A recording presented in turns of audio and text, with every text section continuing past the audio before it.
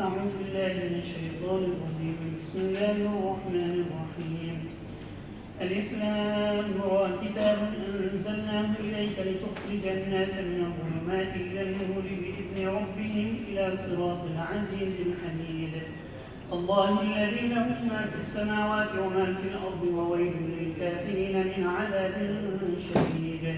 الذين يستحبون الحياة الدنيا على الآخرة ويصدون عن سبيل الله ويبغونها عوجا أولئك في ضلال بعيد. وما أرسلنا من رسول إلا بلسان قومه ليبين لهم فيضل الله من يشاء ويهدي من يشاء وهو العزيز الحكيم. ولقد أرسلنا موسى بآياتنا أن أخرج قومك من الظلمات إلى النور وذكرهم بأيام الله إن في ذلك لآيات لكل صبار شكور. وإذ قال موسى لقومه اذكروا نعمة الله عليكم إذ أنجاكم من آل فرعون يسومونكم سوء العذاب ويذبحون أبناءكم ويستحيون نساءكم وفي ذلكم بلاء من ربكم عظيم. وإذ تأذن ربكم لئن شكرتم لأزيدنكم ولئن كفرتم إن عذابي لشديد. وقال موسى إن تكفروا أنتم ومن في الأرض جميعا فإن الله لغني حميد. ألم يأتكم نبأ الذين من قبلكم قوم نوح وعاد وثمود والذين من بعدهم لا يعلمهم إلا الله جاءتهم رسلهم بالبينات فردوا أيديهم في أفواههم وقالوا إنا كفرنا بما أرسلتم به وإنا لفي شك مما تدعوننا إليه مريب.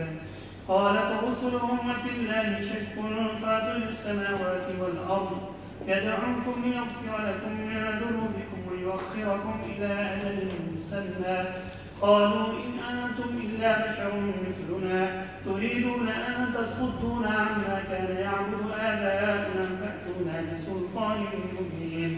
قالت لهم رسلهم إن نحن إلا بشر مثلكم ولكن الله يمن على من يشاء من عباده وما كان لنا أن نأتيكم بسلطان إلا بإذن الله وعلى الله فليتوكل المؤمنون. وما لنا ألا نتوكل على الله وقد هدانا سبلنا ولنصبرن على ما آذيتمونا وعلى الله فليتوكل المتوكلون. وقال الذين كفروا لرسلهم لنخرجنكم من أرضنا أو لتعودن في ملتنا فأوحى إليهم ربهم لنهلكن الظالمين ولنسكننكم الأرض من بعدهم ذلك لمن خاف مقامي وخاف وعيد واستفتحوا وخاب كل جبار عنيد. من ورائه جهنم ويسقى من ماء صديد يتجرعه ولا يكاد يسيغه ويأتيه الموت من كل مكان وما هو بميت ومن ورائه عذاب غليظ. مثل الذين كفروا بربهم أعمالهم كرماد اشتدت به الريح في يوم عاصف لا يقدرون مما كسبوا على شيء ذلك هو الضلال البعيد. ألم تر أن الله خلق السماوات والأرض بالحق إن يشاء يذهبكم ويأتي بخلق جديد وما ذلك على الله بعزيز.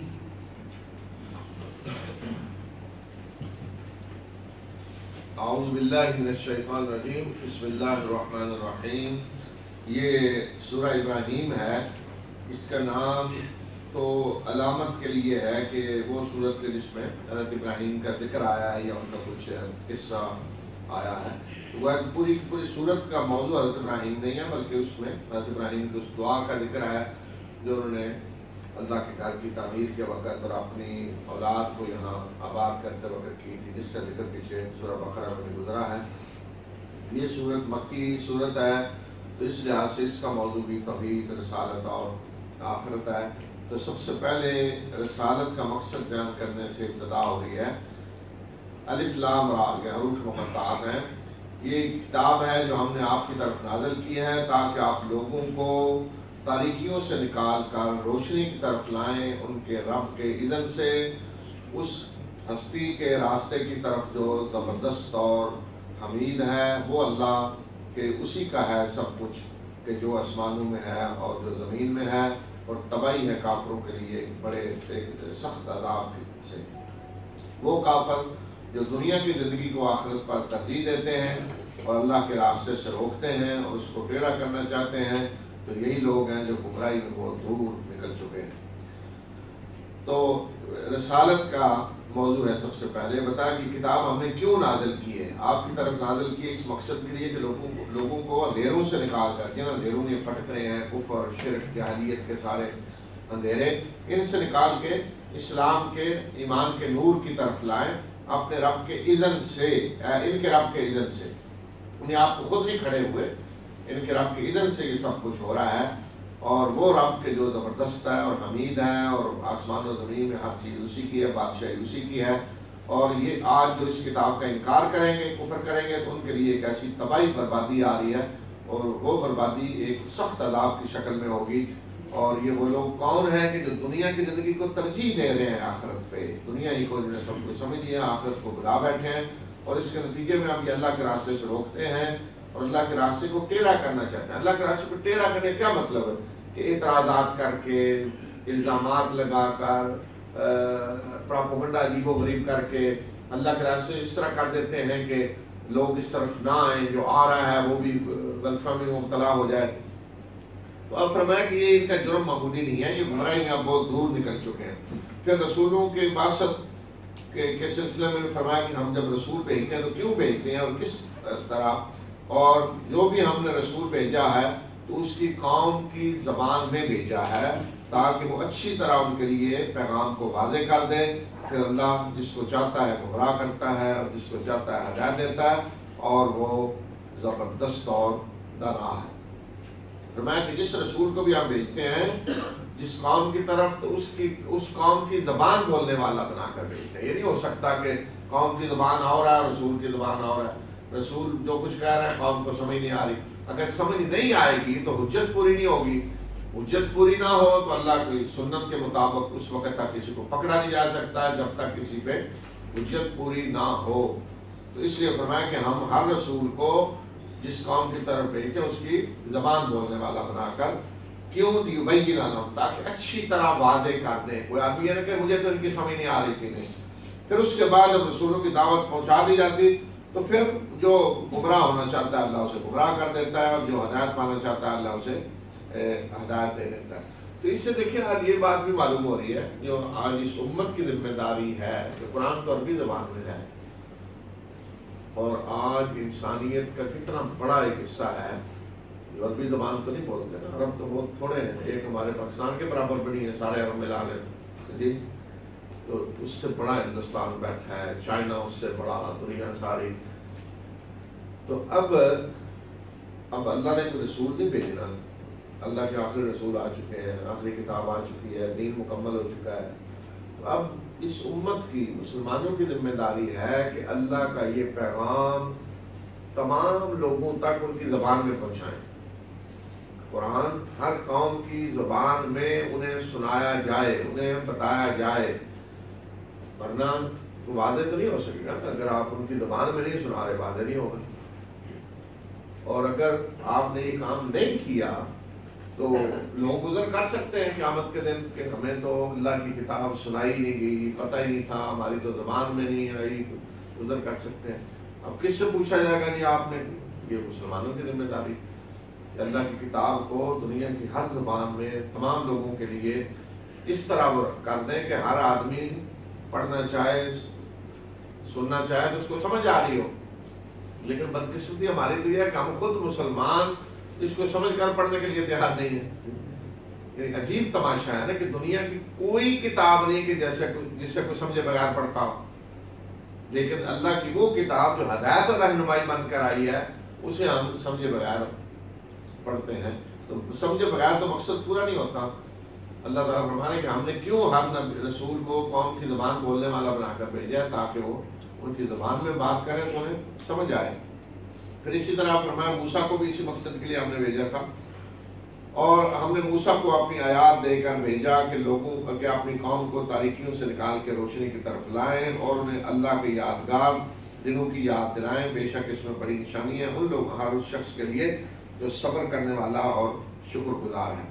اللہ کی یادگار دن یعنی وہ دن کے جن میں اللہ تعالیٰ نے قوموں کو عروج دیا، زوال قوموں پہ آیا، جیسے مثلا فرعون کو جس طرح شکست ہوئی اور جس طرح کے بڑے بڑے واقعات کہ جس میں نشانیاں ہیں بڑی کہ کس طرح اللہ تعالیٰ قوموں کو اوپر اٹھاتا ہے، گراتا ہے. تو یہ یادگار دن ہے. بس اللہ کے یادگار دنوں میں سے ہے بدر کا دن جسے یوم الفرقان بھی کہا گیا کہ جس دن حق اور باطل کی پہلی سخت کشمکش ہوئی کہ جس میں حق کو فتح حاصل ہوئی، جس کے ذریعے جس کے بعد پھر دروازے کھل گئے اسلام کے لیے. اسی طرح فتح مکہ کا دن اللہ کے یادگار دنوں میں سے ہے. تو اس طرح کے دنوں کے بارے میں فرمایا کہ یاد دلائیں اور اس وقت کو یاد کریں کہ جب موسیٰ نے اپنی قوم سے کہا کہ اپنے اوپر اللہ کی نعمت کو یاد کرو اور اس بات کو کہ اللہ نے تمہیں آل فرعون سے نجات دی.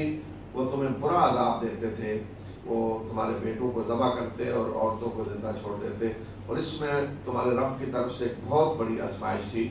اور اس وقت کو یاد کرو کہ جب تمہارے رب نے تمہیں آگاہ کر دیا کہ اگر تم شکر گزار بنو گے تو میں مزید اپنے فضل سے تمہیں نوازوں گا، اور اگر تم ناشکری کرو گے تو میرا عذاب بھی بڑا سخت ہے. تو یہ اللہ تعالیٰ کی سنت کا قانون ہے. جب بھی کوئی بندہ یا قوم شکر کرے گی، اللہ نے جو کچھ دیا اس میں شکر کریں گے تو اللہ اور دے گا، اور اگر ناشکری کریں گے تو پھر گویا کہ مستحق بنائیں اپنے آپ کو کر لیں گے کہ انہیں جو کچھ ملا ہے وہ صحیح نہیں. اور موسیٰ نے قوم سے کہا کہ اگر تم ناشکری کرو تم بھی اور جو بھی زمین میں ہیں سارے کے سارے تو بے شک اللہ بے نیاز ہے اور اس کی خود بخود تعریفیں ہو رہی ہیں. یعنی ساری کی ساری انسانیت بھی ناشکری کرے تو اللہ کا کچھ نہیں بگڑے گا، وہ بے نیاز ہے. اس سے کیا تمہیں ان لوگوں کی خبر نہیں پہنچی جو تم سے پہلے گزرے، قوم نوح اور عاد اور ثمود اور جو ان کے بعد آئے؟ تم نہیں انہیں جانتے، اللہ انہیں جانتا ہے. یعنی قوم عاد ثمود کے بعد پھر جتنی قومیں آئی ہیں تو میں تم شمار نہیں ان کا کر سکتے، اللہ جانتا ہے ان سب کو. ان کے پاس ان کے رسول واضح نشانیاں لے کر آئے تو انہوں نے اپنے ہاتھ اپنے منہ میں ڈالے اور کہا کہ جو کچھ تم دے کر بھیجے گئے ہو ہم نے اس کا انکار کیا، اور جس چیز کی طرف تم ہمیں بلا رہے ہو ہم اس کی طرف سے ایک الجھن میں ڈالنے والے شک میں پڑے ہوئے. اپنے ہاتھ منہ میں ڈال لیے، یعنی جب آدمی بعد حیران ہوتا ہے نا تو منہ میں ہاتھ ڈال لیتا ہے.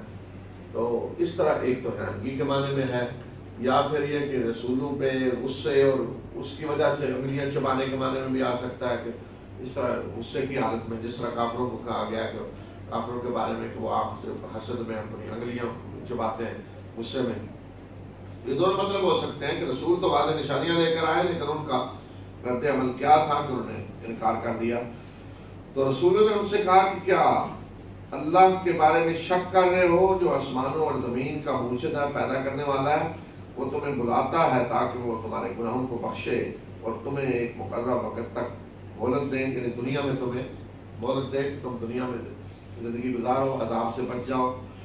انہوں نے کہا کہ تم اس کے سوا کچھ نہیں کہ ہماری طرح کے انسان ہو، اور تم یہ چاہتے ہو کہ ہمیں ان کی عبادت سے روک دو جن کی ہمارے آباء و اجداد عبادت کرتے آئے ہیں، تو ہمارے پاس کو واضح نشانی لے کر آؤ. لوگوں نے جواب میں کیا کہا کہ آپ تو انسان ہیں ہماری طرح، تو آپ صرف یہ سازش کر رہے ہیں کہ باپ دادا ہمارے جن کی عبادت کرتے چلے آ رہے ہیں ان کی عبادت سے آپ روکنا چاہتے ہیں. یہ ہے سازش جو آپ کر رہے ہیں. اگر آپ واقعی رسول ہیں تو کوئی نشانی لائیں، نشانی سے بات کو بڑا معجزہ لائیں.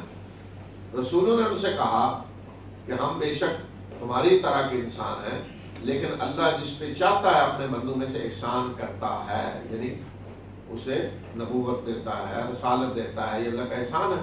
تو بے شک رسول نبی انسانوں میں سے ہوتے ہیں لیکن اللہ انہیں چن لیتا ہے، انہیں نبوت سے نوازتا ہے، رسالت. تو یہ اصل وہ شرف ہے جو انہیں حاصل ہوتا ہے، اور یہ مرتبہ و مقام بڑھانے والی ان کی چیز ہے. اور ہمارا یہ کام نہیں ہے کہ ہم تمہارے پاس تمہارے سامنے کوئی نشانی لے آئیں مگر اللہ کے اذن سے. یعنی ہم اللہ کے اذن سے سب کچھ کر سکتے ہیں، نشانی اللہ کے اذن کے بغیر نہیں لا سکتے. وہ جب چاہے گا نشانی آئے گی، اور اللہ ہی پھر مومنوں کو توکل کرنا چاہیے. اور کیا بات ہے کہ ہم اللہ پہ توکل نہ کریں، حالانکہ اس نے ہمیں ہمارے راستوں کی طرف رہنمائی کی، ہمارے راستوں کی طرف رہنمائی کی، اور جو اذیت تم نے ہمیں دی اس پہ ہم صبر کریں گے. اور اللہ ہی پر توکل کرنے والوں کو توکل کرنا چاہیے۔ اور کافروں نے رسولوں سے کہا کہ ہم تمہیں اپنی سرزمین سے نکال دیں گے یا تمہیں ہماری ملت کی طرف واپس پلٹ کر آنا ہوگا۔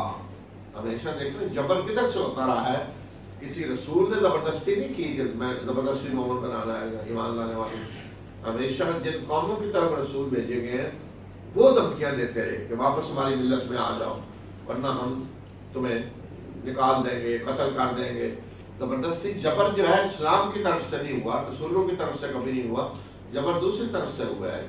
وہ لوگ جن کی طرف رسول بھیجے گئے وہ ظالم وہ آزادی دینے کے لیے تیار نہیں تھے۔ پھر اسی مقصد کے لیے اللہ تعالیٰ نے جہاد رکھا ہے کہ تاکہ ایسے ظالموں کو روکا جائے کہ جو لوگوں کو آزادی دینے کے لیے تیار نہیں ہے کہ جو ایمان لانا چاہے ایمان لائے۔ جب یہ بات ہوئی تو اللہ تعالیٰ نے فرمایا کہ ہم نے ان کی طرف وحی کی یعنی رسولوں کی طرف، تو ان کے رب نے ان کی طرف وحی کی یعنی رسولوں کی طرف کہ ہم ظالموں کو ہلاک کر دیں گے اور ان کے بعد ہم تمہیں سرزمین میں بسائیں گے، اور یہ اس کے لیے ہے جو میرے حضور پیشی سے ڈرا اور جو میری وعید سے ڈرا، یعنی یہ اللہ کا وعدہ اس کے لیے ہے کہ جو ڈرتا ہے کہ اس نے اللہ کے سامنے پیش ہونا ہے تو ان کے لیے وعدہ ہے کہ اللہ ایسے ظالموں کو ہلاک کر کے انہیں ان کی جگہ بسائے گا۔ اور انہوں نے فیصلہ چاہا، کنہوں نے؟ ان ظالموں نے، سب قوموں نے، انہوں نے فیصلہ چاہا اور ہر سرکش اور ضدی نامراد ہوا۔ ان کے آگے جہنم ہے اور انہیں لہو اور پیپ پلایا جائے گا اور وہ اسے ایک ایک گھونٹ پیے گا اور پی نہیں سکے گا، اور موت اسے ہر طرف سے آ رہی ہوگی اور وہ مرے گا نہیں، اور اس کے آگے ایک سخت عذاب ہے۔ ان ظالموں نے فرما فیصلہ چاہا، ان قوموں نے چاہا کہ اللہ فیصلہ کرے ہمارے اور ان کے درمیان۔ ہر قوم ظاہر اپنے آپ کو سچا سمجھتی تھی، جیسے قریش سمجھتے تھے ہم سچے ہیں، وہ مسلمانوں کو کہتے تھے یہ گمراہ ہیں۔ فرمایا کہ انہوں نے فیصلہ چاہا، تو فیصلہ جب آیا تو نامراد کون ہوا؟ ہر سرکش ضدی جو تھا وہ نامراد ہوا، اور یہ تو دنیا میں ہوا۔ نامراد ہوئی کون؟ قوم نوح، قوم عاد، سمود، یہ باغی سرکش دنیا میں نامراد ہوئے، اور پھر آگے جان چھوٹے گی تو نہیں نا۔ فرمایا آگے جہنم بھی آ رہی ہے اور وہاں انہیں جو پانی پینے کے لیے دیا جائے گا وہ سدید کہتے ہیں، مکس جو خون اور پیپ مکس ہوتی ہے وہ پانی ہوگا، اور اسے گھونٹ گھونٹ وہ پینے کی کوشش کرے گا، پی نہیں سکے گا، حلق سے اتارنے کی کوشش کرے گا، اتار نہیں پائے گا، اور موت ہر طرف سے آ رہی ہوگی، ہر سزا ایسی ہے جیسے اب مر جائے گا لیکن مرے گا نہیں، اس لیے کہ مر گیا تو عذاب ختم لیکن مرے گا نہیں، اور آگے مسلسل سخت سے سخت عذاب آ رہا ہے۔ جن لوگوں نے اپنے رب کے ساتھ کفر کیا ان کے اعمال کی مثال ایسے ہے کہ جیسے راکھ ہو اور اس پر آندھی کے دن بادیں تو چل جائے، یا اپنے کمائی میں سے کسی چیز پہ قادر نہیں ہوں گے، اور یہ ہے دور کی گمراہی۔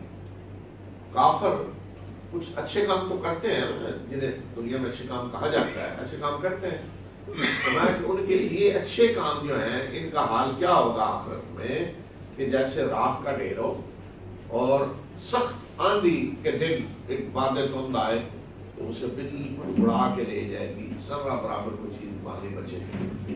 اس طرح ان کے مال ضائع ہو جائیں گے، جنہوں نے کفر کیا تو ان کے مال ضائع ہو جائیں گے، اس لیے کہ اللہ اس شخص کو اس کے عمل کا اجر دیتا ہے جو اللہ پر ایمان لاتا ہے۔ جو اللہ پر ایمان نہیں رکھتا اس کے عمل کا کوئی اجر اسے نہیں مل سکتا، اور ایمان میں آخرت پر ایمان شامل ہے، رسولوں پر ایمان شامل ہے، کتابوں پر ایمان شامل ہے۔ تو جو شخص اللہ کے کسی بھی رسول کا انکار کر رہا ہے اس کا ایمان مکمل نہیں، اسے کوئی اجر نہیں ملے گا۔ جو اللہ کی کتاب کا انکار کر رہا ہے اس کا ایمان نہیں، اسے کوئی اجر نہیں ملے گا۔ تو اللہ سے اجر لینے کے لیے ایمان ضروری ہے، مومن ہونا ضروری ہے۔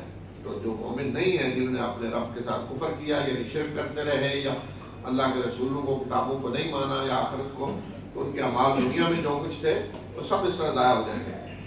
کیا تم نے نہیں دیکھا کہ اللہ ہی ہے جس نے آسمانوں و زمین کو حق کے ساتھ پیدا کیا، اور اگر وہ چاہے تو تم سب کو لے جائے، تمہاری جگہ نہیں مخلوق لے آئے، تمام لوگ جو ہیں کسی بھی وقت تک، اللہ فرمایا جس وقت چاہے تمہیں ختم کر کے نئے لوگوں کو لا سکتا ہے، اور یہ اللہ پہ کوئی مشکل نہیں ہے، وہ بھاری نہیں ہے۔ یہ نہ سمجھے کہ کیسے اللہ کرے گا، اس کے لیے کام کرنا بھی مشکل ہے۔ وبرزوا لله جميعا فقال الضعفاء للذين استكبروا إنا كنا لكم تبعا فهل أنتم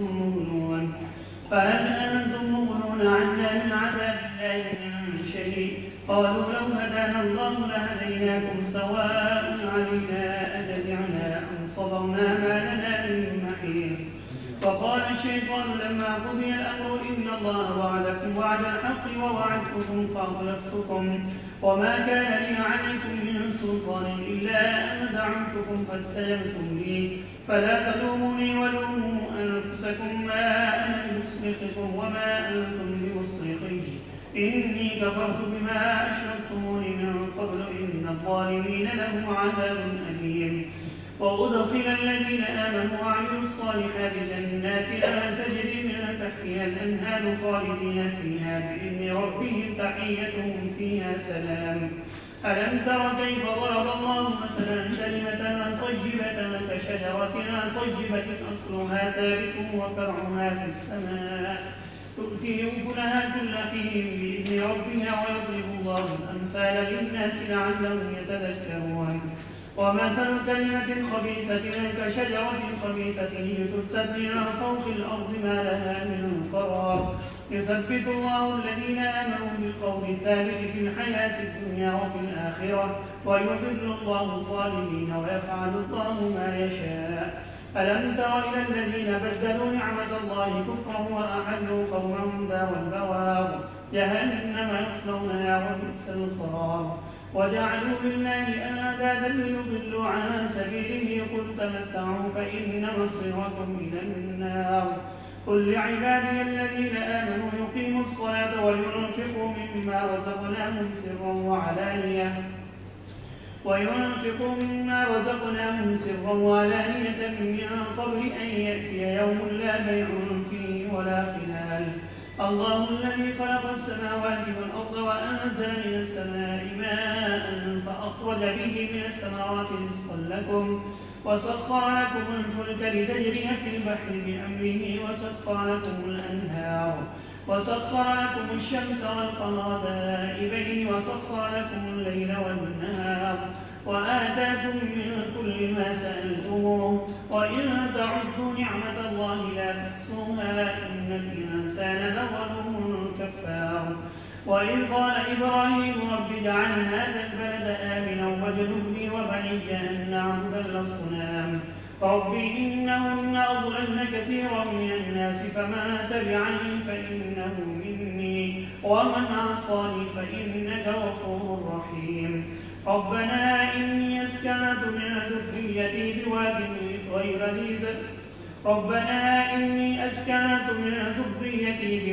غير ذي زرع عند بيتك المحرم ربنا ليقيموا الصلاة فاجعل أفئدة من الناس تهوي إليهم وارزقهم من الثمرات لعلهم يشكرون.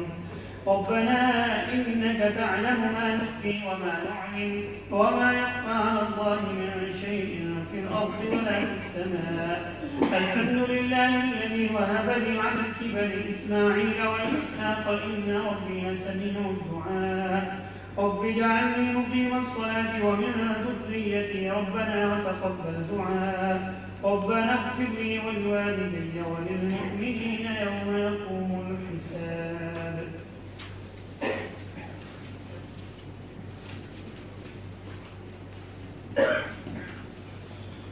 बिस्मिल्लाहिर्रहमानिर्रहीम। यहाँ आखिरत का एक मंजर पेश किया गया है। इब्तिदा में जो आयत आपने सुनी उनमें कि जब सब लोग अल्लाह के सामने पेश होंगे तो दुनिया में एक है जो मुस्तकबिरीन बड़े अपने आप समझते हैं, जिन्हें समझा जाता है दौलत मनसब की वजह से, और दूसरे मुस्तदाफिन होते हैं बेबस कमजोर, जिन्हें भेड़ बकरियों की तरह समझते हैं। तो उनका जहाँ जो मुकालमा होगा और फिर इब्लीस भी दरम्यान में आएगा तो दाखिला उसके लिए वो पूरा मंजर दिखाया। और ये सब अल्लाह के हजूर पेश होंगे तो बेबस कमजोर लोग कहेंगे उनको जो मुस्तकबल जो बड़े बने थे दुनिया में कि हम तुम्हारे पैरोकार थे, तो क्या अल्लाह की इस अज़ाब में से कुछ हमारा बोझ तुम हल्का कर सकते हो? तो वो कहेंगे कि अगर अल्लाह ने हमें हिदायत दी होती तो हम तुम्हें भी तुम्हारी भी सही रास्ते की तरफ रहनुमाई करते। तो تو اب ہمارے لیے برابر ہے کہ ہم جزا فضا کریں یا صبر کریں، جن کو پکار کریں یا صبر کریں، کوئی ہمیں بچانے والا نہیں۔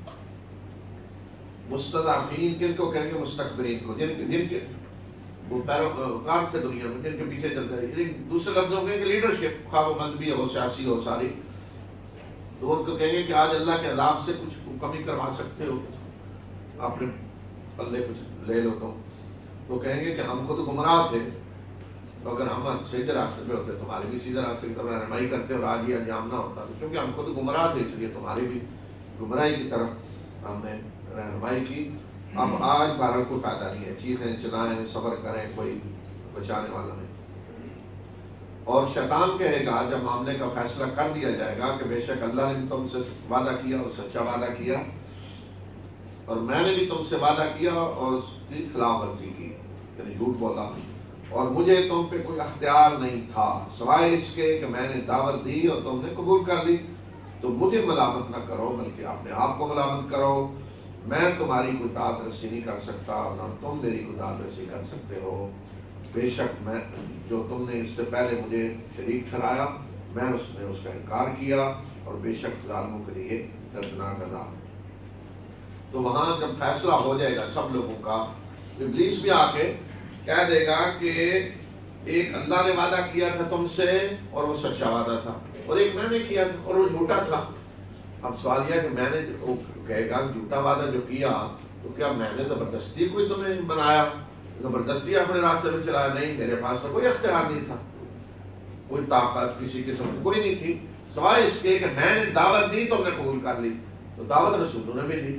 لیکن اللہ تعالیٰ نے رسولوں کو بھی میں نے کہا کہ نہ کوئی فوج دے کر بھیجا ہے، نہ دولت دے کر بھیجا ہے، کچھ نہیں، دعوت ہی دیتے ہیں اللہ کے رسول کو، فوج نہیں، طاقت نہیں کہ جو ایمان نہ لائے اسے ماریں، سلا دیں، یا اس کی جو وہ آکسیجن بند کر دیں، اس کے یہاں بارش نہ ہو، اس کے یہاں اولاد نہ ہو، یہ تو نہیں ہوتا، کچھ ایسی کوئی ایسی چیز نہیں ہے۔ بلکہ اللہ کے رسولوں کو جو ستاتے ہیں ان کو بھی اللہ رزق دے رہا ہے، نہ ان کی اولاد مرتی، نہ یہ کوئی نقصان جو دنیاوی تو نہیں ہوتا۔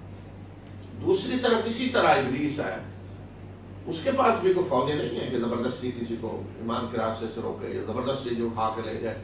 کبھی ہوا ہے ایسا کہ کوئی نماز پڑھنے جا رہا پتا چلو تو پولیس لے گیا اغوا کر کے، یا فلاں کو جی گھر سے پولیس نے اٹھایا اور وہ لے گیا شراب خانے، چلو شراب پیو، اور ساتھ اس کے فوج بھی تھی، کوئی 100 جن اور تھے، ڈنڈے لے کے آئے ہوئے تھے، تم ٹھیک کرتے ہیں تمہیں، تم شراب نہیں پیتے، چلو شراب خانے ڈنڈے لے کے شراب پلانے میں۔ ایسا نہیں نہ ہوا نہ ہوگا۔ تو دونوں طرف کیا ہے؟ صرف دعوت ہے، انبیاء بھی دعوت دے رہے ہیں اور ابلیس کی اپنی دعوت ہے، یہ ہے امتحان دنیا کے اندر۔ تو اس لیے وہ کہے گا میرے پاس کوئی طاقت نہیں تھی، صرف میں نے دعوت دی تو نے قبول کر لی، تو آپ مجھے نہ ملامت کرو، اپنے آپ کو ملامت کرو کہ تم نے میرے جیسے جھوٹے کی دعوت کو کیوں قبول کیا، انبیاء کی دعوت کو کیوں نہ قبول کیا۔ تو آج نہ میں تمہارے لیے کچھ کر سکتا ہوں نہ تم میرے لیے، اور جو تم مجھے اللہ کے شریک ٹھہراتے رہو میں نے اس کا انکار کیا۔ اللہ کے شریک ابلیس کو تو نہیں کوئی ڈائریکٹ ٹھہراتا، لیکن اس کے کہنے پہ چونکہ سب کچھ ہوتا ہے تو لہذا اسی کو شریک ٹھہراتا۔ تو اللہ تعالیٰ پھر فرمائیں گے کہ ظالم جو ہیں ان کے لیے دردناک عذاب ہے، اور پھر ساتھ اہل ایمان کے بارے میں فرمایا کہ جو ایمان لا کر نیک عمل کرتے رہے انہیں ایسے باغوں میں داخل کیا جائے گا جن کے نیچے نہریں بہری ہوں گی، اس میں وہ ہمیشہ رہیں گے اپنے رب کے اذن سے، ان کی تحیت وہاں سلام ہوگی۔ کیا تم نے دیکھا نہیں کہ اللہ نے کلمہ طیبہ کی کیسی مثال بیان فرمائی ہے؟ اس کی مثال پاکیزہ درخت کی طرح ہے جس کی جڑیں زمین میں ثابت ہوتی ہیں اور اس کی شاخیں آسمان میں پھیلی ہوتی ہیں، وہ ہر موسم میں اپنا پھل لاتا ہے اپنے رب کے اذن سے، اور اللہ مثالیں بیان کرتا ہے لوگوں کے لیے تاکہ وہ سبق حاصل کریں۔ اور کلمہ خبیثہ کی مثال اس خبیث درخت کی طرح ہے جسے زمین کے اوپر سے ہی اکھاڑ دیا جاتا ہے، جس سے کوئی قرار حاصل نہیں ہوتا۔ تو جو لوگ ایمان لائیں اللہ انہیں ثابت قدمی عطا کرتا ہے قول ثابت کے ذریعے، دنیا کی زندگی میں بھی اور آخرت میں بھی، اور اللہ ظالموں کو گمراہ کر دیتا ہے اور اللہ کرتا ہے جو وہ چاہتا ہے۔ تو کلمہ طیبہ سے مراد یہاں لا الہ الا اللہ ہے، کلمہ توحید ہے۔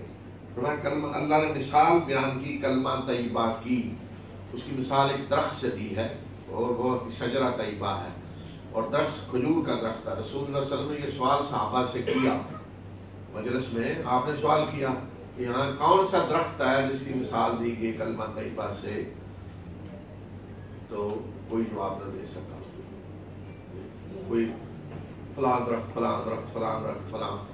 تو حضرت عبداللہ ابن عمر، حضرت عمر کے بیٹے بھی مجلس میں تھے، بچے تھے ابھی، تو گھر جا کے ابا جان مجھے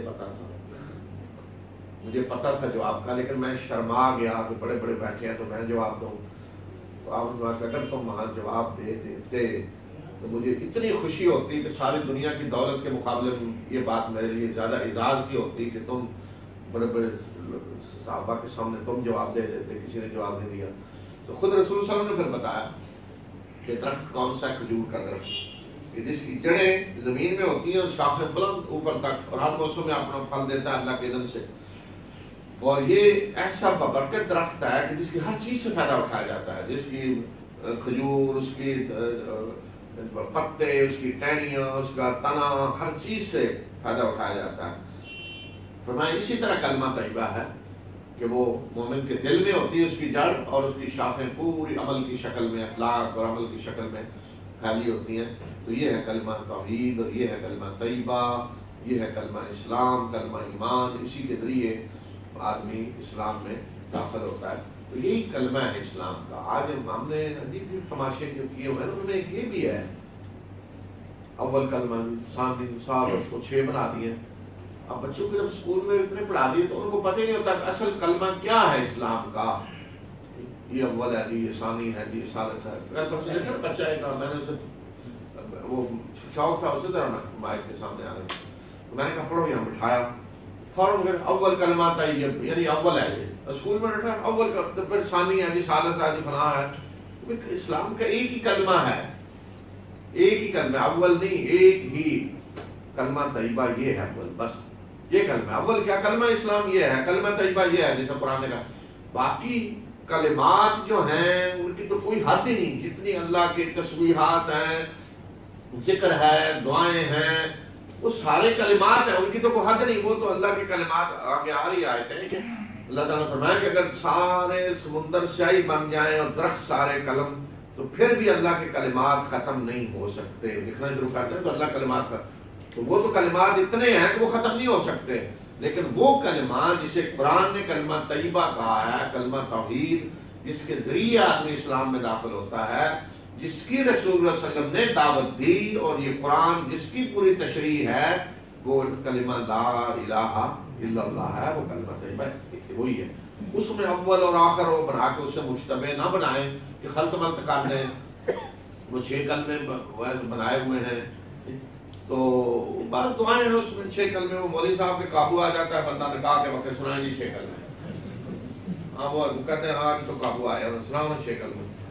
تو وہ انہوں نے رکھا ہوا اپنا اڑنگا ایک مسئلہ یہ کہ انہیں قابو کریں گے ہم 6 کلموں میں. تو وہ ایک ہی کلمہ ہے. کلمہ خبیثہ جو ہے وہ کلمہ شرک ہے، اس کے مقابلے میں بالکل اس کی کوئی ثبات حاصل نہیں. وہ ایسے درخت کی طرح کہ ذرا ہوا ہی ان سے اکھاڑ کر لے گئی. تو یہ جو فرمایا کہ اللہ ثابت کرنی عطا کرتا ہے ایمان لانے والوں کو، قول ثابت، قول ثابت بھی یہی کلمہ ہے. دنیا میں بھی آخرت میں بھی یہی کلمہ ہے جس سے محمد ثابت قدم رہے گا. قبر کے اندر بھی ہر جگہ یہ کلمہ ہے. کیا آپ نے ان لوگوں کو نہیں دیکھا کہ جنہوں نے اللہ کی نعمت کو کفر سے بدلا اور اپنی قوم کو تباہی کے گھر لا کے اتارا؟ جہنم جس میں وہ داخل ہوں گے. تباہی کا گھر کیا ہے؟ جہنم جس میں وہ داخل ہوں گے، اور وہ بہترین اور وہ بری جائے قرار ہے. اور انہوں نے اللہ کے شریک بنائے تاکہ اس کے راستے سے لوگوں کو گمراہ کریں. کہہ دیجئے کہ تھوڑی دیر عیش و عشرت کر لو، تمہارا ٹھکانہ آگ ہے. کہہ دیجئے کہ اے میرے وہ بندوں جو ایمان لائے، وہ نماز جو ایمان لائے اور نماز قائم کرتے ہیں اور خرچ کرتے ہیں اس میں سے جو ہم نے رزق دیا ہے، خفیہ اور اعلانیہ، اس سے پہلے کہ وہ دن آئے کہ جس میں کوئی خرید و فروخت اور کوئی دوستی نہیں ہوگی. اللہ وہ ہے کہ جس نے آسمانوں اور زمین کو پیدا کیا اور آسمان سے پانی نازل کیا، اور اس پانی کے ذریعے اس نے فصلیں اگائیں تمہارے رزق کے طور پہ، اور اسی نے تمہارے لیے کشتی کو مسخر کیا تاکہ سمندر میں اس کے حکم سے چلے. کشتی کو مسخر کیا یعنی تمہاری خدمت میں لگا دیا، اس طرح تمہیں سکھایا کہ کس طرح کشتی چلانی ہے اور پانی سمندر. اور اسی نے تمہارے لیے نہروں کو دریاؤں کو مسخر کیا، یعنی دریا بنا کر تمہاری خدمت میں لگا دیے، اور اسی نے سورج اور چاند کو مسخر کیا کہ وہ ایک ہی طریقے پہ چل رہے ہیں، اور اسی نے دن اور رات کو مسخر کیا، یہ سب تمہاری خدمت میں لگے ہوئے، مسخر کر دیا، تمہاری خدمت میں لگا دیا، اور تمہیں وہ سب کچھ دیا جو تم نے اس سے مانگا، یعنی تمہاری فطرت کا جو تقاضا تھا، تمہاری سب فطرتی ضرورتیں پوری کی۔ انسان کی کوئی ایسی فطرتی ضرورت نہیں ہے جو اللہ تعالیٰ نے پیدا نہ کی ہو، جو زمین میں نہ رکھی ہو، ہر چیز جو انسان کی ضرورت ہے اللہ تعالیٰ نے رکھتی ہے، اور اگر تم اس کی نعمتوں کو شمار کرنا چاہو تو تم شمار نہیں کر سکتے۔ بے شک انسان بڑا ہی ظالم اور ناشکرا ہے، یعنی اس کے باوجود فرمایا کہ انسان کا حالیہ ہے وہ بہت ظالم ہے، اللہ کی نعمتیں ساری پا کر شکر ادا کرتا ہے اور اللہ کا ناشکرا بنا ہوا ہے۔ اور اس وقت کو یاد کرو کہ جب ابراہیم نے دعا کی کہ میرے پروردگار اس شہر کو امن کا شہر بنا دے اور مجھے اور میری اولاد کو اس سے بچانا کہ ہم بتوں کی عبادت کریں، اے میرے پروردگار ان بتوں نے بہت سارے لوگوں کو گمراہ کیا، جس نے میری پیروی کی تو وہ مجھ سے ہے، اور جس نے میری نافرمانی کی تو بے شک وہ بخشنے والا مہربان، جس نے میری نافرمانی کی تو پھر وہ اس کا معاملہ تیرے پاس ہے، چاہے تو اسے بخشے کرے۔ اس لیے کہ انبیاء یا کسی کا یہ کام نہیں ہوتا کہ وہ لوگوں کے لیے سزا کا اعلان کرتے کریں کہ جس نے نافرمانی کی وہ جہنم میں، یہ اللہ کا کام ہے بتانا کہ جو میرے رسول کی نافرمانی کرے گا اس کے لیے یہ سزا، جو یہ کرے گا۔ تو انبیاء سزائیں بتانے کے لیے نہیں آتے، انبیاء تو آتے ہیں خوشخبری دینے کے لیے اور خبردار کرنے کے لیے۔ اس لیے دیکھیں نا اللہ کے رسول جس نے یہ نہیں کہا میری نافرمانی کی تو اللہ اسے جہنم میں داخل کر دیں، جس نے میری نافرمانی کی تو بخشنے والا میں تو جو چاہے اس کے ساتھ کرے۔ اے پروردگار میں نے اپنی اولاد کے قصے کو اس بے آب و گیا زمین میں آباد کیا ہے تیرے محترم گھر کے پاس، اے پروردگار، اے ہمارے پروردگار، تاکہ وہ نماز قائم کریں، تو لوگوں کے دلوں کو اس طرح بنا دے کہ وہ ان کی طرف، لوگوں کے دلوں کو اس طرح کر دے کہ وہ ان کے اندر اس کا شوق پیدا کر دے اور انہیں پھلوں کا رزق دے تاکہ یہ شکر گزار بنے۔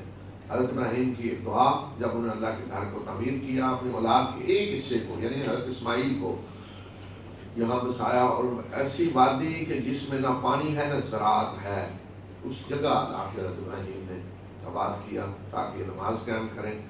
تو آج بھی دیکھیں کہ اللہ حضرت ابراہیم کی اس دعا کا یہ اثر ہے کہ ہر قسم کے پھل دنیا سے یہاں چلے آ رہے ہیں، اور لوگوں کے دل کے اندر اشتیاق ہے اللہ کے اس کار کا۔ یہی وہ دعا تھی کہ لوگوں کے دلوں کو اس طرح بنا دیں کہ ان کے اندر اشتیاق ہو اللہ کے اس گھر کا کہ وہ خود بخود دوڑے چلے آئیں ادھر۔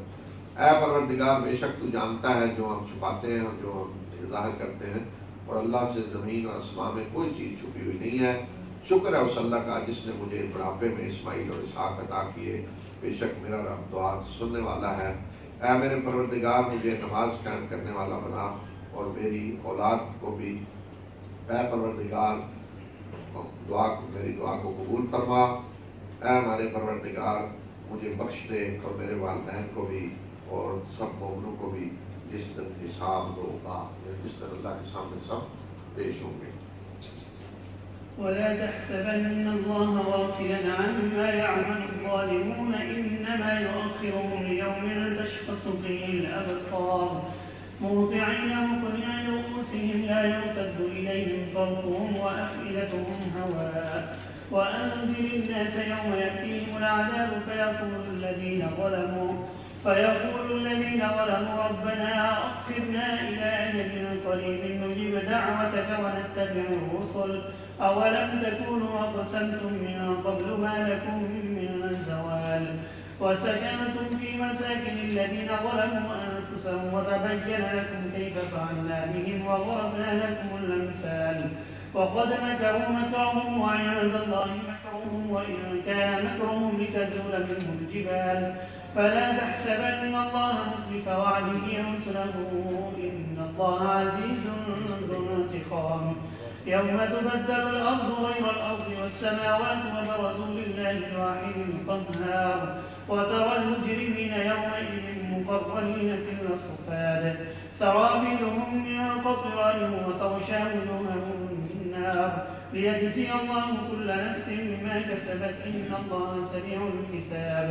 هذا بلاغ للناس ولينذروا به وليعلموا أنما هو إله واحد وليذكر أولو الألباب.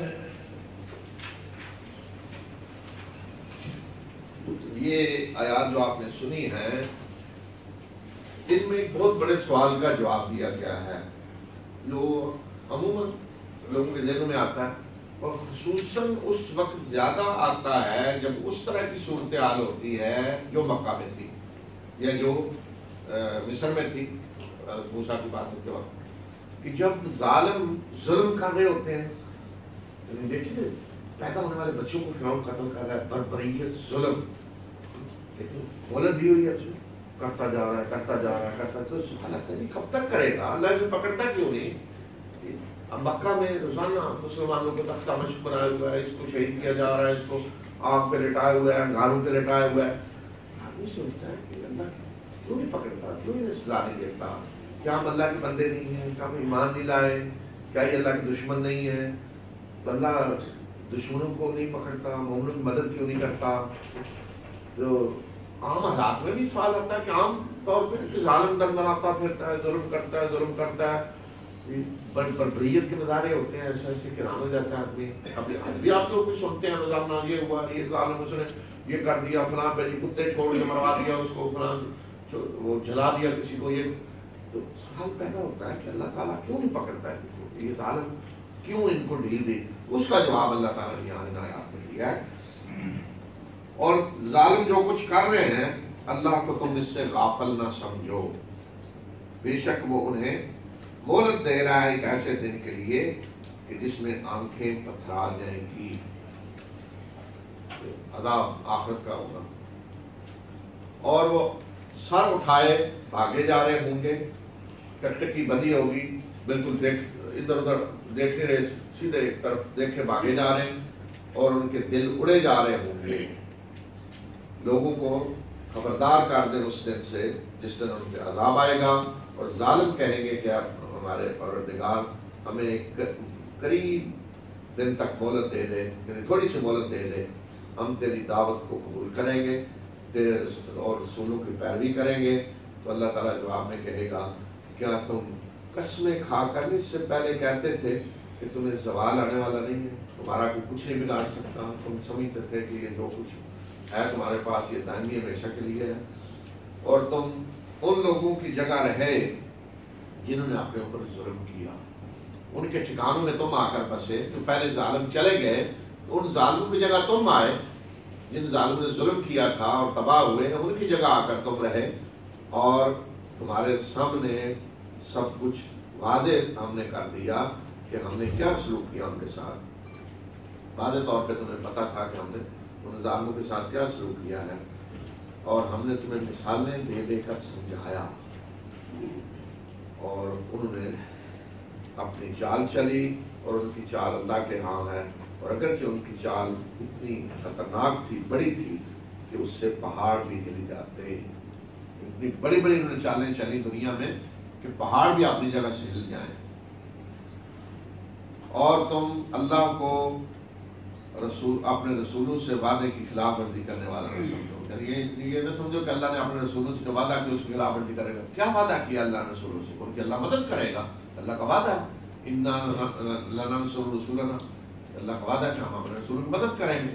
اور اللہ کے رسول کو کہا جاتا ہے کہ اللہ مدد کرے، ایمان لانے والوں کو کہا جاتا ہے، لیکن مدد آ نہیں رہی ہوتی. اب دیکھیں مکہ میں 13 سال سوچ کیوں نہیں مدد آتی؟ کب 950 سال دعوت دے رہے ہیں. یا اہل ایمان کے لیے بھی وعدہ ہے اللہ کا، ان کی اللہ مدد کرے گا، لیکن مدد فوراً تو نہیں آتی، اس میں بڑا وقت لگتا ہے، ظالموں کو مہلت ملتی. تو یہاں فرمایا کہ تم یہ نہ سمجھو کہ اللہ رسولوں سے کیے وہ اپنے وعدے کی خلاف ورزی کرے گا. بے شک اللہ زبردست ہے اور انتقام لینے والا ہے. اور وہ انتقام کس دن لے گا؟ اس دن جس دن یہ زمین ایک اور زمین سے بدل دی جائے گی، اور آسمان بھی، اور وہ سب اللہ واحد اور قہار جو سب پہ حاوی ہے اس کے سامنے پیش ہوں گے. اور تم مجرموں کو دیکھو گے اس روز کہ انہیں بیڑیوں میں جکڑے ہوئے ہوں گے، اور ان کے لباس کارگول کے ہوں گے، اور ان کے چہروں پہ شہی چھائی ہوگی. یہ اس لیے ہوگا ताकि अल्लाह हर एक को उसकी कमाई का, उसके करतूत का बदला दे, और अल्लाह जल्द हिसाब लेने वाला है। ये एक बयान है लोगों के लिए, यानी पैगाम है जो लोगों को दे दिया गया, और ये इसलिए कि ताकि उन्हें खबरदार कर दिया जाए इसके जरिए, और ताकि वो जान लें कि वो अल्लाह एक ही मबूद हकीकी है, और ताकि अकल रखने वाले सबक हासिल करें। ये जवाब दिया कि तुम ये ना समझो कि अल्लाह गाफिल है, वो गाफिल नहीं है, वो मोहलत दे रहा है, ढील दे रहा है, ताकि अगर किसी जालिम ने माफी मांगनी है, तौबा करनी है तो तौबा कर ले, और अगर नहीं तौबा करता तो उस पर हुज्जत पूरी हो जाए। और दूसरी तरफ जो मजलूम हैं उनकी भी अल्लाह दादरसी करेगा, उन्हें आखिरत में अजर मिलेगा। अहले ईमान की जब आजमाइश होती है तो अल्लाह देखता है कि वो कितना सब्र करते हैं, जब सब्र करते हैं तो आखिरत में उनके दर्जात बुलंद होते हैं। देखें ना, जब आले यासर हमार उनके वालदा को सताया जा रहा होता था तो रसूलुल्लाह सल्लल्लाहु अलैहि वसल्लम पास से गुजरते, लेकिन आप कुछ नहीं कर सकते, आप नहीं छुड़ा सकते तो बिल्कुल साहबा गुजरने नहीं छुड़ा सकते, कुछ नहीं, मुदाखलत करेंगे तो मामला बढ़ जाएगा, बहुत ज्यादा फितना पैदा हो जाएगा, जंग हो जाएगी।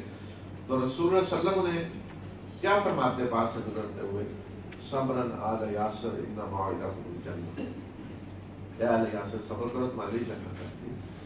एक मजलूम को भी जब सताया जाता है, उसे दी जाती है, तो उसके लिए अल्लाह का वादा है, मजलूम की अल्लाह मदद करता है। और रसूल सल्लल्लाहु अलैहि वसल्लम ने फरमाया कि इत्तक़ी दावतल मजलूम, मजलूम की जो बद्दुआ है उससे बचो, वो लाज़मन कबूल होती है, अल्लाह तक पहुंचती है, और अल्लाह ताला उसे कहता है मजलूम को कि मैं तेरी जरूर मदद करूंगा, अगरचे कुछ देर बाद।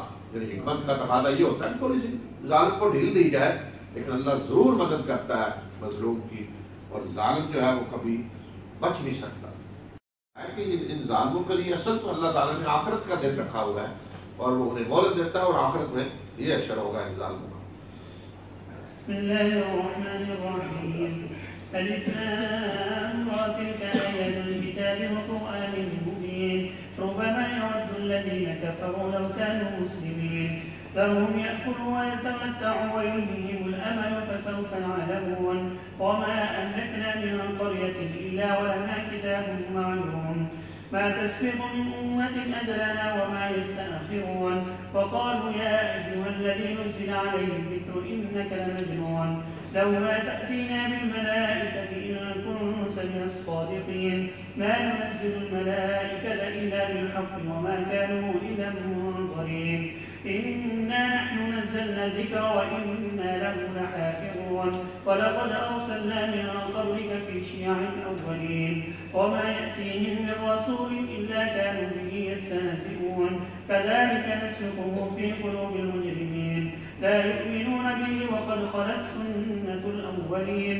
ولو فتحنا عليهم بابا من السماء فظلوا فيه يعرجون، لقالوا إنما سكرت أبصارنا بل نحن قوم مسحورون، ولقد جعلنا في السماء بروجا وزيناها للناظرين، وحافظناها من كل شيطان رجيم، إلا من استرق السمع فأتبعه شهاب مبين، والأرض مددناها وألقينا فيها رواسي وأنبتنا فيها من كل شيء موزون، وجعلنا لكم فيها معايش ومن لستم له برازقين، وإن من شيء إلا عندنا خزائنه وما ننزله إلا بقدر معلوم، وأرسلنا الرياح لواقح فأنزلنا من السماء ماء فأسقيناكمه وما أنتم له بخازنين، وإنا لنحن نحيي ونميت ونحن الوارثون، ولقد علمنا المستقدمين منكم ولقد علمنا المستأخرين،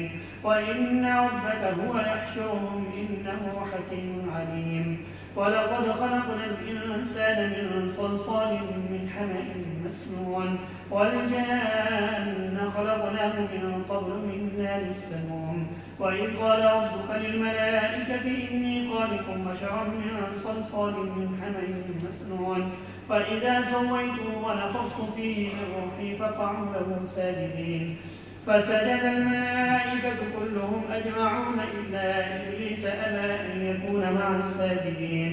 قال يا إبليس ما لك ألا تكون مع الساجدين؟ قال لم أكن لأسجد لبشر خلقته من صلصال من حمأ مسنون. قال فاخرج منها فإنك رجيم وإن عليك اللعنة إلى يوم الدين. قال رب فأنظرني إلى يوم يبعثون. قال فإنك من المنظرين إلى يوم الوقت المعلوم. قال رب بما أغويتني لأزينن لهم في الأرض ولأغوينهم أجمعين إلا عبادك منهم المخلصين. قال هذا صراط علي مستقيم. إن عبادي ليس لك عليهم سلطان إلا من اتبعك من الغاوين. وإن جهنم لموعدهم أجمعين لها 7 أبواب لكل باب منهم جزء مقسوم.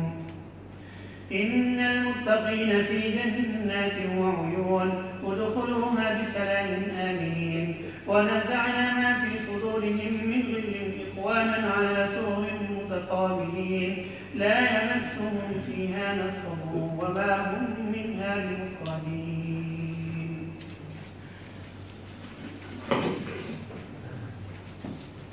بسم اللہ الرحمن الرحیم. یہ سورہ حجر ہے. اس کا نام بھی علامت کے طور پہ ہے. اس میں اصحاب الحجر کا ذکر ہے. اصحاب الحجر جو ہے وہ قوم سمود ہے. قوم سمود ہی کو اصحاب الحجر کہا گیا ہے کہ جو پہاڑوں کو تراش کر مکان بناتے تھے. اس لیے علامت کے طور پہ یعنی وہ صورت جس میں اصحاب الحجر کا ذکر ہے. تو یہ بھی مکی صورت ہے. اس کا موضوع بھی توحید رسالت اور آخرت ہے اور ابتدا قرآن ہی کے ذکر سے ہو رہی ہے. یہ کتاب الہی کی آیات ہیں قرآن مبین کی. الف لام را یہ حروف مقطعات ہیں. یہ کتاب الہی اور قرآن مبین کی آیات ہیں. وہ مبین کا مطلب ہے جو اپنا مفہوم واضح کر رہا ہے جس میں کوئی ابہام نہیں. تو قرآن کہتے ہیں اس کتاب کو جسے کثرت سے پڑھا جائے.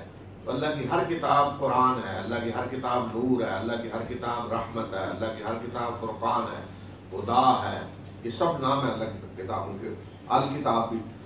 تو اسی طرح فرمایا کہ قرآن مبین جو اپنا مفہوم کھول کر بیان کر رہی ہے. ایسا وقت آئے گا کہ جن لوگوں نے کفر کیا وہ چاہیں گے, تمنا کریں گے کہ کاش کہ وہ مسلمان ہوتے.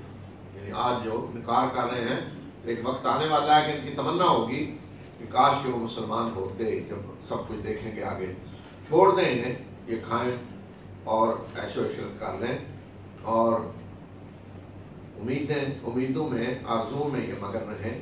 جلدی انہیں معلوم ہو جائے گا, جلدی معلوم ہو جائے گا کیا نتیجہ نکلتا ہے.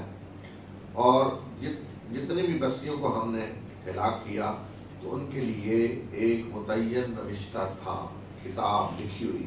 جیسے آج کہتے ہیں نا نوٹیفیکیشن ایک باقاعدہ کب اس نے ہلاک ہونا ہے, کس وقت, کیوں, کس وجہ سے.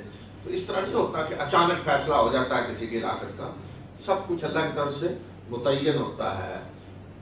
اگر اخلاقی لحاظ سے دیکھا جائے گا کہ تباہی کم ہونی ہے تو متعین ہوتا ہے کہ اخلاقی حد یہ ہے, اس کو اگر یہ کراس کرے گی تو قوم تباہ ہوگی. اور کوئی امت اس مقررہ وقت سے نہ آگے بڑھتی ہے نہ پیچھے. جب وقت آئے گا تو اس سے ذرا تاخیر نہیں ہوگی اور اس سے ذرا پہلے کچھ نہیں ہوگا. عین وقت پہ سب کچھ ہوگا جو لکھ دیا گیا ہے. اور یہ لوگ کہتے ہیں کہ اے وہ شخص کے جس پہ یاد دہانی نازل کی گئی, بے شک تو خبتی ہے. رسول اللہ علیہ وسلم کو کہتے کہ مجنون ہے, خبتی ہے. یعنی ہر وقت انہیں بس آخرت, عذاب, یہ چیزیں نظر آ رہی ہیں. اور تم ہمارے سامنے فرشتے کیوں نہیں لے کر آتے اگر تم سچے ہو؟ تو کہتے ہیں کہ سچے ہیں تو فرشتے لائیں, فرشتے سامنے آ رہے ہیں. اس کے جواب میں اللہ تعالیٰ فرما رہے ہیں کہ ہم فرشتوں کو تو حق کے ساتھ نازل کرتے ہیں اور پھر انہیں کوئی مہلت نہیں دی جائے گی. یعنی فرشتوں کو ہم فیصلے کے لیے لاتے ہیں. فرشتے ایسے نہیں تماشا ہے کوئی جس وقت کوئی ایسی فرشتہ لے فرشتے آ جائیں.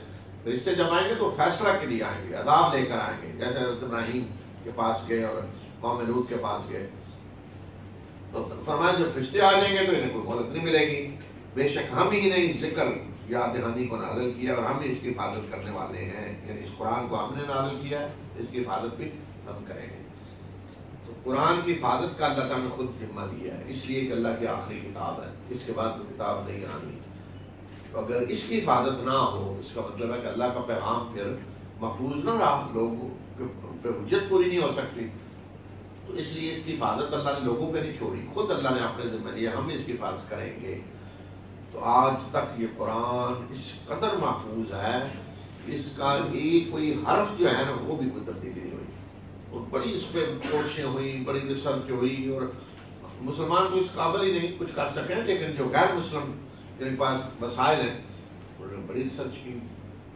کچھ عرصہ پہلے جرمنی والوں نے شروع سے لے کر پہلی صدی سے لے کر آج تک جتنے قرآن دنیا میں کہیں بھی چھپے ہیں 14 سالوں میں مختلف ان کے نسخے جمع کیے، تحقیق کی کہ کوئی فرق کہیں نظر آئے، تو اس نتیجے پہنچے کہ ایک حرف کا بھی کہیں فرق نہیں ہے. اس طرح اللہ تعالیٰ نے حفاظت کی اس کتاب کی. اور ہم نے آپ سے پہلے گزرے ہوئے گروہ میں بھی رسول بھیجے ہیں، اور جو بھی رسول ان کے پاس آیا وہ اس کا مذاق ہی اڑاتے رہے. اسی طرح ہم اس کو گزارتے ہیں مجرموں کے دلوں میں، وہ اس پر ایمان نہیں لائیں گے، اور پہلے لوگوں کی مثالیں گزر چکی ہیں. اسی طرح ہم اسے گزارتے ہیں مجرموں کے دلوں میں. یعنی فرمایا کہ پہلے جو بھی رسول آئے تو لوگ مذاق اڑاتے رہے. کیوں مذاق اڑاتے رہے؟ اس لیے کہ اصل جو دعوت ہے رسولوں کی، فرمایا کہ وہ مجرم ٹھنڈے پیٹوں برداشت نہیں کرتے. وہ ان کے لیے ایسے ہے کہ جیسے کسی کے پیٹ میں گرم ڈال دے نا سیخ، کوئی سلائی گرم، وہ بالکل چیخ اٹھتا ہے اور چلاتا ہے. تو اس طرح فرمایا کہ ان کے لیے ہوتا ہے کہ ان کے دلوں میں قرآن اس طرح گزرتا ہے کہ جیسے کوئی آگ لگ گئی ہے، اٹھ کھڑے ہوتے ہیں اس کے خلاف. اس لیے قرآن کی دعوت، انبیاء کی دعوت مجرم جو ہے ان کی خواہشات کے خلاف ہوتی ہے، ان کے مفادات کے خلاف ہوتی ہے. بس ایک آدمی سود خواہ ہے بہت بڑا، اب قرآن جب آ کے کہ سود حرام ہے تو وہ برداشت کرے گا، وہ تو اپنا زور لگا دے گا، نہیں سود کا نظام بحال کرنا. اب قرآن جب آ کے کہہ رہا ہے جی شراب حرام ہے، تو جن کا کاروبار ہے سارا ہی شراب پہ، تو وہ بیٹھ جائیں گے آرام سے. اب مکے کے سارے بڑے بڑے سردار جو تھے یہ کاروبار تھے، سود خوار، شراب پینے والے، بیچنے والے، لونیاں، مجرے، یہ کام تھے ان کے سارے. اب ان کو پتا تھا یہ سارا کاروبار ختم ہو جائے گا اسلام کی وجہ سے، اس لیے وہ عالمان کر اٹھ کھڑے. یہی ہمیشہ دنیا میں ہوتا رہا ہے. بلکہ عجیب بات تو یہ ہوگی ایران کو کہ اگر اللہ کے انبیاء کی دعوت کہیں پھیل رہی ہے یا پھیلائی جا رہی ہے تو مجرموں کو تکلیف نہ ہو تو بڑی ایران کن بات ہوگی. مجرم آرام سے بیٹھے ہوئے یہ کیسے ہو سکتا ہے؟ اور فرمایا کہ اگر ہم ان پہ آسمان کا ایک دروازہ کھول دیں اور اس میں یہ چڑھے جائیں تو پھر بھی یہ کہیں گے کہ ہماری آنکھوں کو مدہوش کر دیا گیا ہے، بلکہ ہم پہ جادو کر دیا گیا ہے. یعنی یہ اب کہہ رہے ہیں نا یہ کتاب کیسے آ گئی، کوئی نشانی. فرمایا کہ اگر ہم دروازہ کھولیں، خود یہ آسمان پہ چلے جائیں، وہاں بھی جا کر کو دیکھ لیں کہ کتاب کیسے آ رہی ہے، تو پھر بھی یہ کہیں گے نہیں ہماری آنکھوں پہ جادو کر دیا گیا ہے، ہمارے اوپر جادو ہو گیا ہے، وہ کچھ ہمیں دکھایا جا رہا ہے، ورنہ ایسے نہیں ہے. اور ہم نے آسمان میں برج بنائے اور انہیں دیکھنے والوں کے لیے خوبصورت بنایا، اور آسمانوں کو ہم نے ہر شیطان رجیم سے محفوظ کیا. ہر شیطان رجیم یعنی جو راندہ ہوا ہے، دھتکارا ہوا ہے، الا یہ کہ کوئی سن کن لینے کے لیے کچھ چوری کرنے کی کوشش کرے تو اس کا ایک شہاب مبین پیچھا کرتا ہے، جسے شہاب ثاقب کہتے ہیں. ایک دمکتا ہوا ستارہ اس کے پیچھے آتا ہے، میزائل ہوا ہے کہ خود بخود وہ آج آپ دیکھتے ہیں میزائل خود بخود ریڈار کے ساتھ منسلک ہوتے ہیں، آٹومیٹکلی ریڈار کو پوچھی جائے کہ میزائل خود بخود چل جاتا ہے. اسی طرح یہ برج جو ہے نا، برج کی جمع ہے، تو یہ آسمانوں میں اللہ نے ایسی جگہ رکھی ہیں کہ جہاں یہ میزائل فٹ ہے. جب کوئی شیطان آگے بڑھنے کی کوشش کرتا ہے ادھر تو وہیں سے آٹومیٹک یہ میزائل چل پڑتے ہیں. یہ ہے شہاب ثاقب جو گرتے ہیں زمین کی طرف سے کروڑوں کی تعداد میں. اگر یہ حفاظتی حصار نہ ہو تو زمین پہ اوپر تو تباہ ہو جائے، یہاں کوئی زندہ ہی نہ رہ سکے. لیکن وہ راستے ہی ختم ہو جاتے ہیں، بہت کم کبھی ہوتا ہے کوئی زمین پہ آ گرے. تو یہ اللہ تعالیٰ نے نظام بنایا آسمانوں کے پاس، شیاطین کو سن کو نہیں لے سکتے، آگے بڑھ کے کو خبریں نہیں لا سکتے. اور زمین کو ہم نے پھیلایا اور اس میں پہاڑ گاڑے اور اس میں ہم نے ہر قسم کی متناسب چیزیں اگائیں. زمین کو پھیلایا اللہ نے، پہاڑ گاڑے توازن قائم کرنے کے لیے، اور پھر اس میں ہر قسم کی متناسب چیزیں ہو گئی. آپ دیکھتے ہیں جو چیز بھی ہے ایک تناسب ہوتا ہے اس کا. مثلا آپ آم دیکھ رہے ہیں ایک ہی طرح کا, یہ نہیں کہ کوئی آم اتنا بڑا لگا ہوا ہے درخت پہ, کوئی اتنا ہے کوئی اتنا. ہر پھل ہر درخت پہ خاص تناسب میں ہوگا, خاص سائز ہوگا اس کا, خاص شکل ہوگی. تو کون یہ شکلیں بنا رہا ہے, کون یہ تناسب سارا مقرر کر رہا ہے؟ فرمایا ہم نے یہ سب کچھ طے کیا ہے, اور ہم نے تمہارے لیے زمین میں سامان معیشت رکھا ہے, اور ان کے لیے بھی جن کے تم رازق نہیں ہو, یعنی تمہارے جانور. تمہارا بھی ہم سامان رکھا ہے ہم نے ساری ضرورتیں, اور تمہارے جانوروں کی بھی, تم ان کے رازق نہیں ہو, ان کے لیے بھی ہم سب کچھ کر رہے ہیں. اور ہم نے ہواؤں کو بھیجا ہے بارآور بنا کر, اور ہم نے آسمان سے پانی نازل کیا, اور ہم یہ پانی تمہیں پلاتے ہیں, اور تم اس کو سٹور کرنے والے نہیں ہو. اگر ہم نہ پلائیں لے جانا چاہیں تو تم نہیں اس کو کہیں سٹور کر کے رکھ سکتے. جی اب دیکھیں اللہ تعالیٰ نے پانی کا انتظام کیا نا, میٹھا پانی.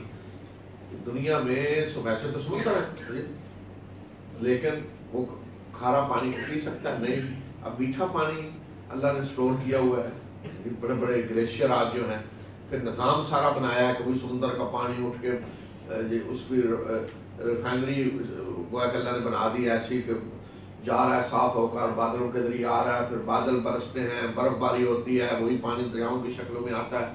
تو یہ نظام اللہ نے پورا بنا دیا ہے ایسا کہ دریا نہریں جاری کر کے. تو فرمایا ہم تمہیں پلا رہے ہیں یہ پانی, اگر ہم نہ پلائیں نہ لے جائیں تو تم نہیں کچھ کر سکتے.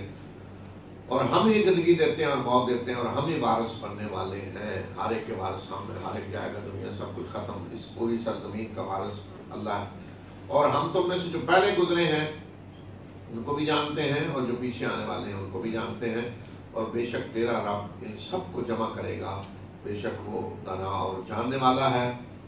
اور ہم نے انسان کو سڑے ہوئے گارے کی کھنکھناتی مٹی سے پیدا کیا, اور اس سے پہلے جنوں کو آگ کے شعلے سے پیدا کیا. تخلیق کا مادہ اللہ نے بتایا, جنوں کو آگ سے پیدا کیا اور انسان کو پیدا کیا کہ سڑے ہوئے گارے کی مٹی. یہ آپ کبھی دیکھتے ہیں جب بڑی صاف مٹی ہو نا تو جب سوکھ جاتی ہے تو اس کی ایسے پلیٹ سی آپ اٹھائیں نا تو بالکل جیسے برتن ہوتا ہے اس طرح نظر آتی ہے, وہ خود بخود کچی لیکن پکی ہوئی لگے گی. تو اس طرح اس کو کہتے ہیں سلسال.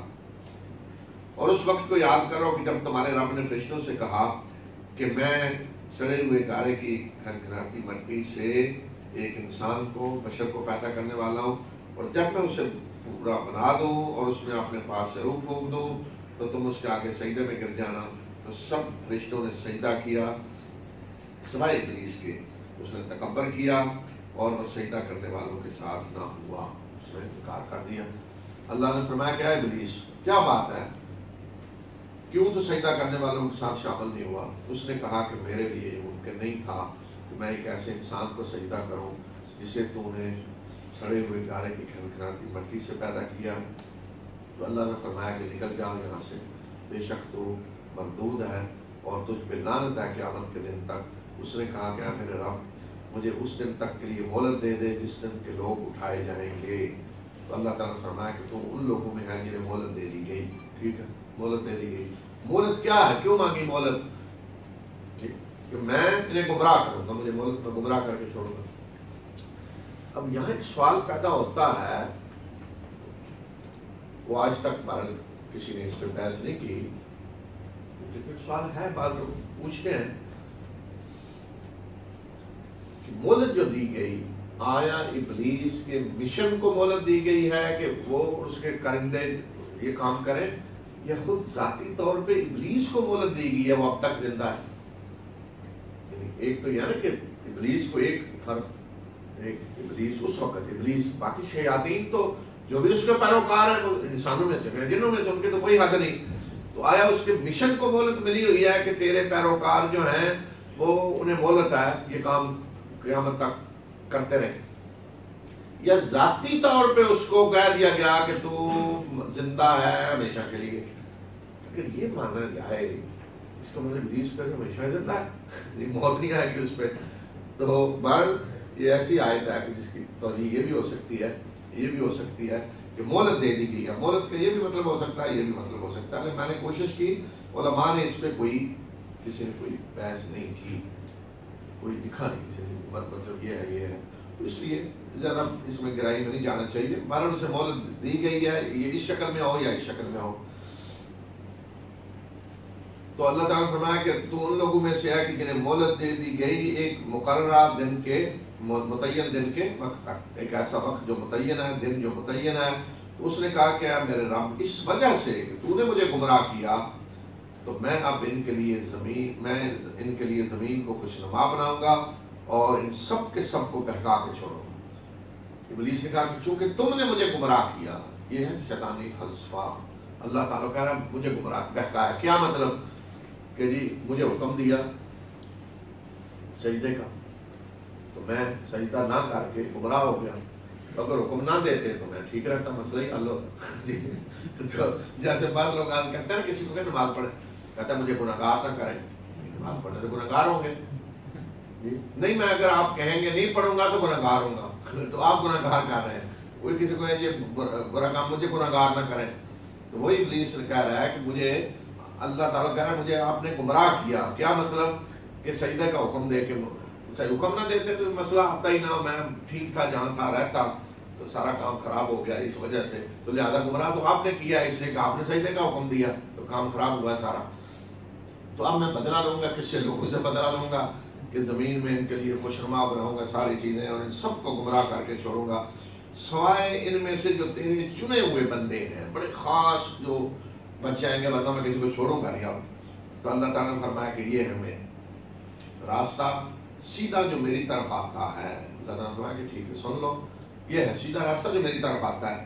بے شک جو میرے بندے ہیں ان پہ تیرا کوئی بس نہیں چلے گا، سوائے ان بیٹھے ہوئے لوگوں میں سے جو تیری پیروی کریں گے. یعنی میرے جو بندے مجھ سے ڈرنے والے، ان پہ تیرا کوئی اختیار نہیں. تیری پیروی وہی کریں گے جو پہلے ہی بیٹھے ہوئے ہیں، جو خود گمراہ ہیں وہ تیری پیروی کریں گے. اور ان سب کا ٹھکانہ جہنم ہے. ان سب سے جس چیز کا وعدہ کیا گیا ہے وہ جہنم ہے. جو بھی تیری پیروی کریں گے وہ جہنم میں جائیں گے.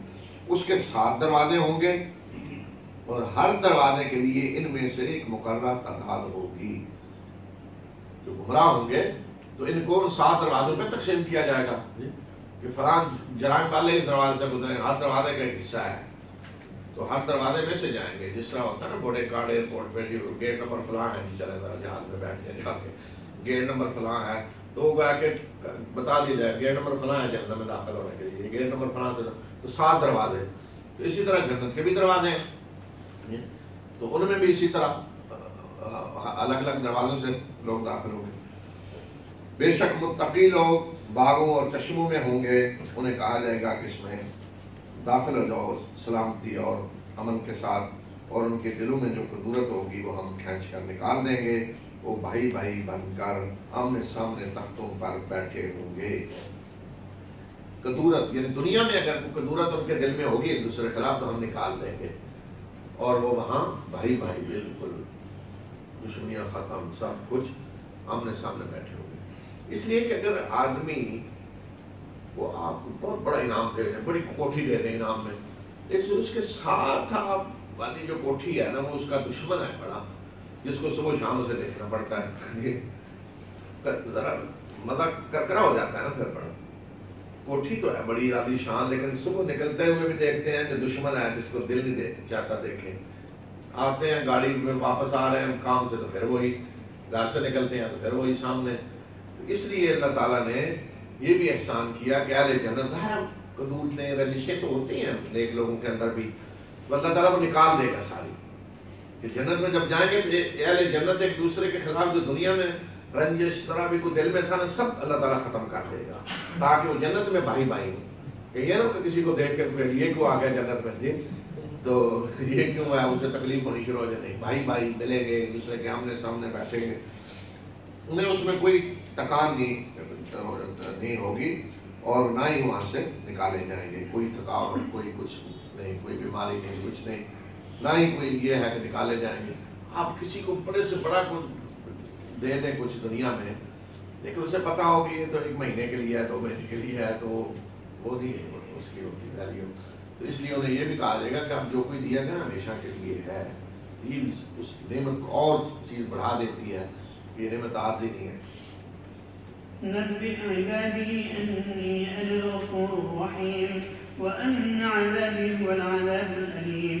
ونبئهم عن ضيف إبراهيم إذ دخلوا عليه فقالوا سلاما قال إنا منكم وجلون قالوا لا توجل إنا نبشرك بغلام عليم قال أبشرتموني على أن مسني الكبر فبم تبشرون قالوا بشرناك بالحق فلا تكن من القانطين قال ومن يقنط من رحمة ربه إلا الضالون قال فما خطبكم أيها المرسلون قالوا إنا أرسلنا إلى قوم مجرمين إلا آل لوط إنا لمنجوهم أجمعين إلا امرأته قدرنا إنها لمن الغابرين فلما جاء آل لوط المرسلون قال إنكم قوم منكرون قالوا بل جئناك بما كانوا فيه يمترون وآتيناك بالحق وإنا لصادقون فأسر بأهلك بقطع من الليل واتبع أدبارهم ولا يلتفت منكم أحد وامضوا حيث تؤمرون وقضينا إليه ذلك الأمر أن دابر هؤلاء مقطوع مصبحين وجاء أهل المدينة يستبشرون قال إن هؤلاء ضيفي فلا تفضحون واتقوا الله ولا تخزون قالوا أولم ننهك عن العالمين قال هؤلاء بناتي إن كنتم فاعلين لعمرك إنهم لفي سكرتهم يعمهون فأخذتهم الصيحة مشرقين فجعلنا عاليها سافلها وأمطرنا عليهم حجارة من سجيل إن في ذلك لآيات للمتوسمين وإنها لبسبيل مقيم إن في ذلك لآية للمؤمنين وإن كان أصحاب الأيكة لظالمين فانتقمنا منهم وإنهما لبإمام مبين ولقد كذب أصحاب الحجر المرسلين وآتيناهم آياتنا فكانوا عنها معرضين وكانوا ينحتون من الجبال بيوتا آمنين فأخذتهم الصيحة مصبحين فما أغنى عنهم ما كانوا يكسبون وما خلقنا السماوات والأرض وما بينهما إلا بالحق وإن الساعة لآتية فاصفح الصفح الجميل إن ربك هو الخلاق العليم ولقد آتيناك 7 من المثاني والقرآن العظيم لا تمدن عينيك إلى ما متعنا به أزواجا منهم ولا تحزن عليهم واخفض جناحك للمؤمنين وقل إني أنا النذير المبين كما أنزلنا على المقتسمين الذين جعلوا القرآن حضين فوربك لنسألنهم أجمعين عما كانوا يعملون فاصدع بما تؤمر وأعرض عن المشركين إنا كفيناك المستهزئين الذين يجعلون مع الله إلها آخر فسوف يعلمون ولقد نعلم أنك يضيق صدرك بما يقولون فسبح بحمد ربك وكن من الساجدين واعبد ربك حتى يأتيك اليقين. بسم الله الرحمن الرحيم. ऐ नबी सल्लल्लाहु अलैहि वसल्लम मेरे बंदों को बता दें कि मैं ही बख्शने वाला और मेहरबान हूँ और मेरा ही अजाब दर्दनाक अजाब है। नबी अबाली हुक्म दिया जा रहा है नबी सल्लल्लाहु अलैहि वसल्लम को, अल्लाह ताला फरमाने बता दें मेरे बंदों को, मेरे बारे में बता दें। तो अल्लाह के अंबिया लोगों को तारफ कराते हैं कि तुम्हारा रब कौन है, उसकी सिफात क्या है।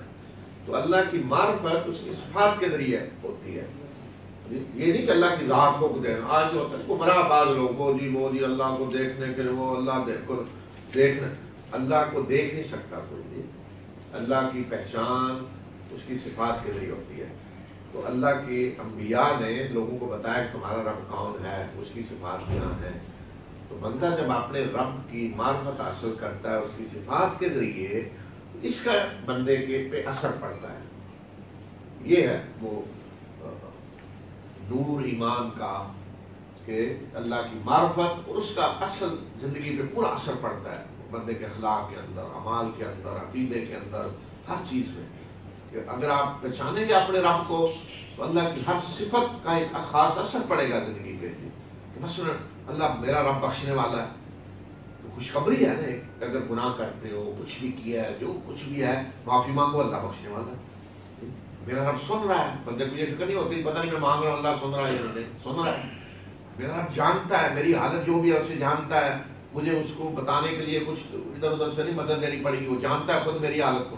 تو ایک ایک صفت جو اللہ تعالیٰ کی ہے نا اس کا اثر پڑتا ہے بندے پہ۔ تو اللہ کے انبیاء اس طرح تعارف کراتے ہیں اپنے رب کو، میرا رب یہ ہے، تمہارا رب یہ صفات ہیں اس کی۔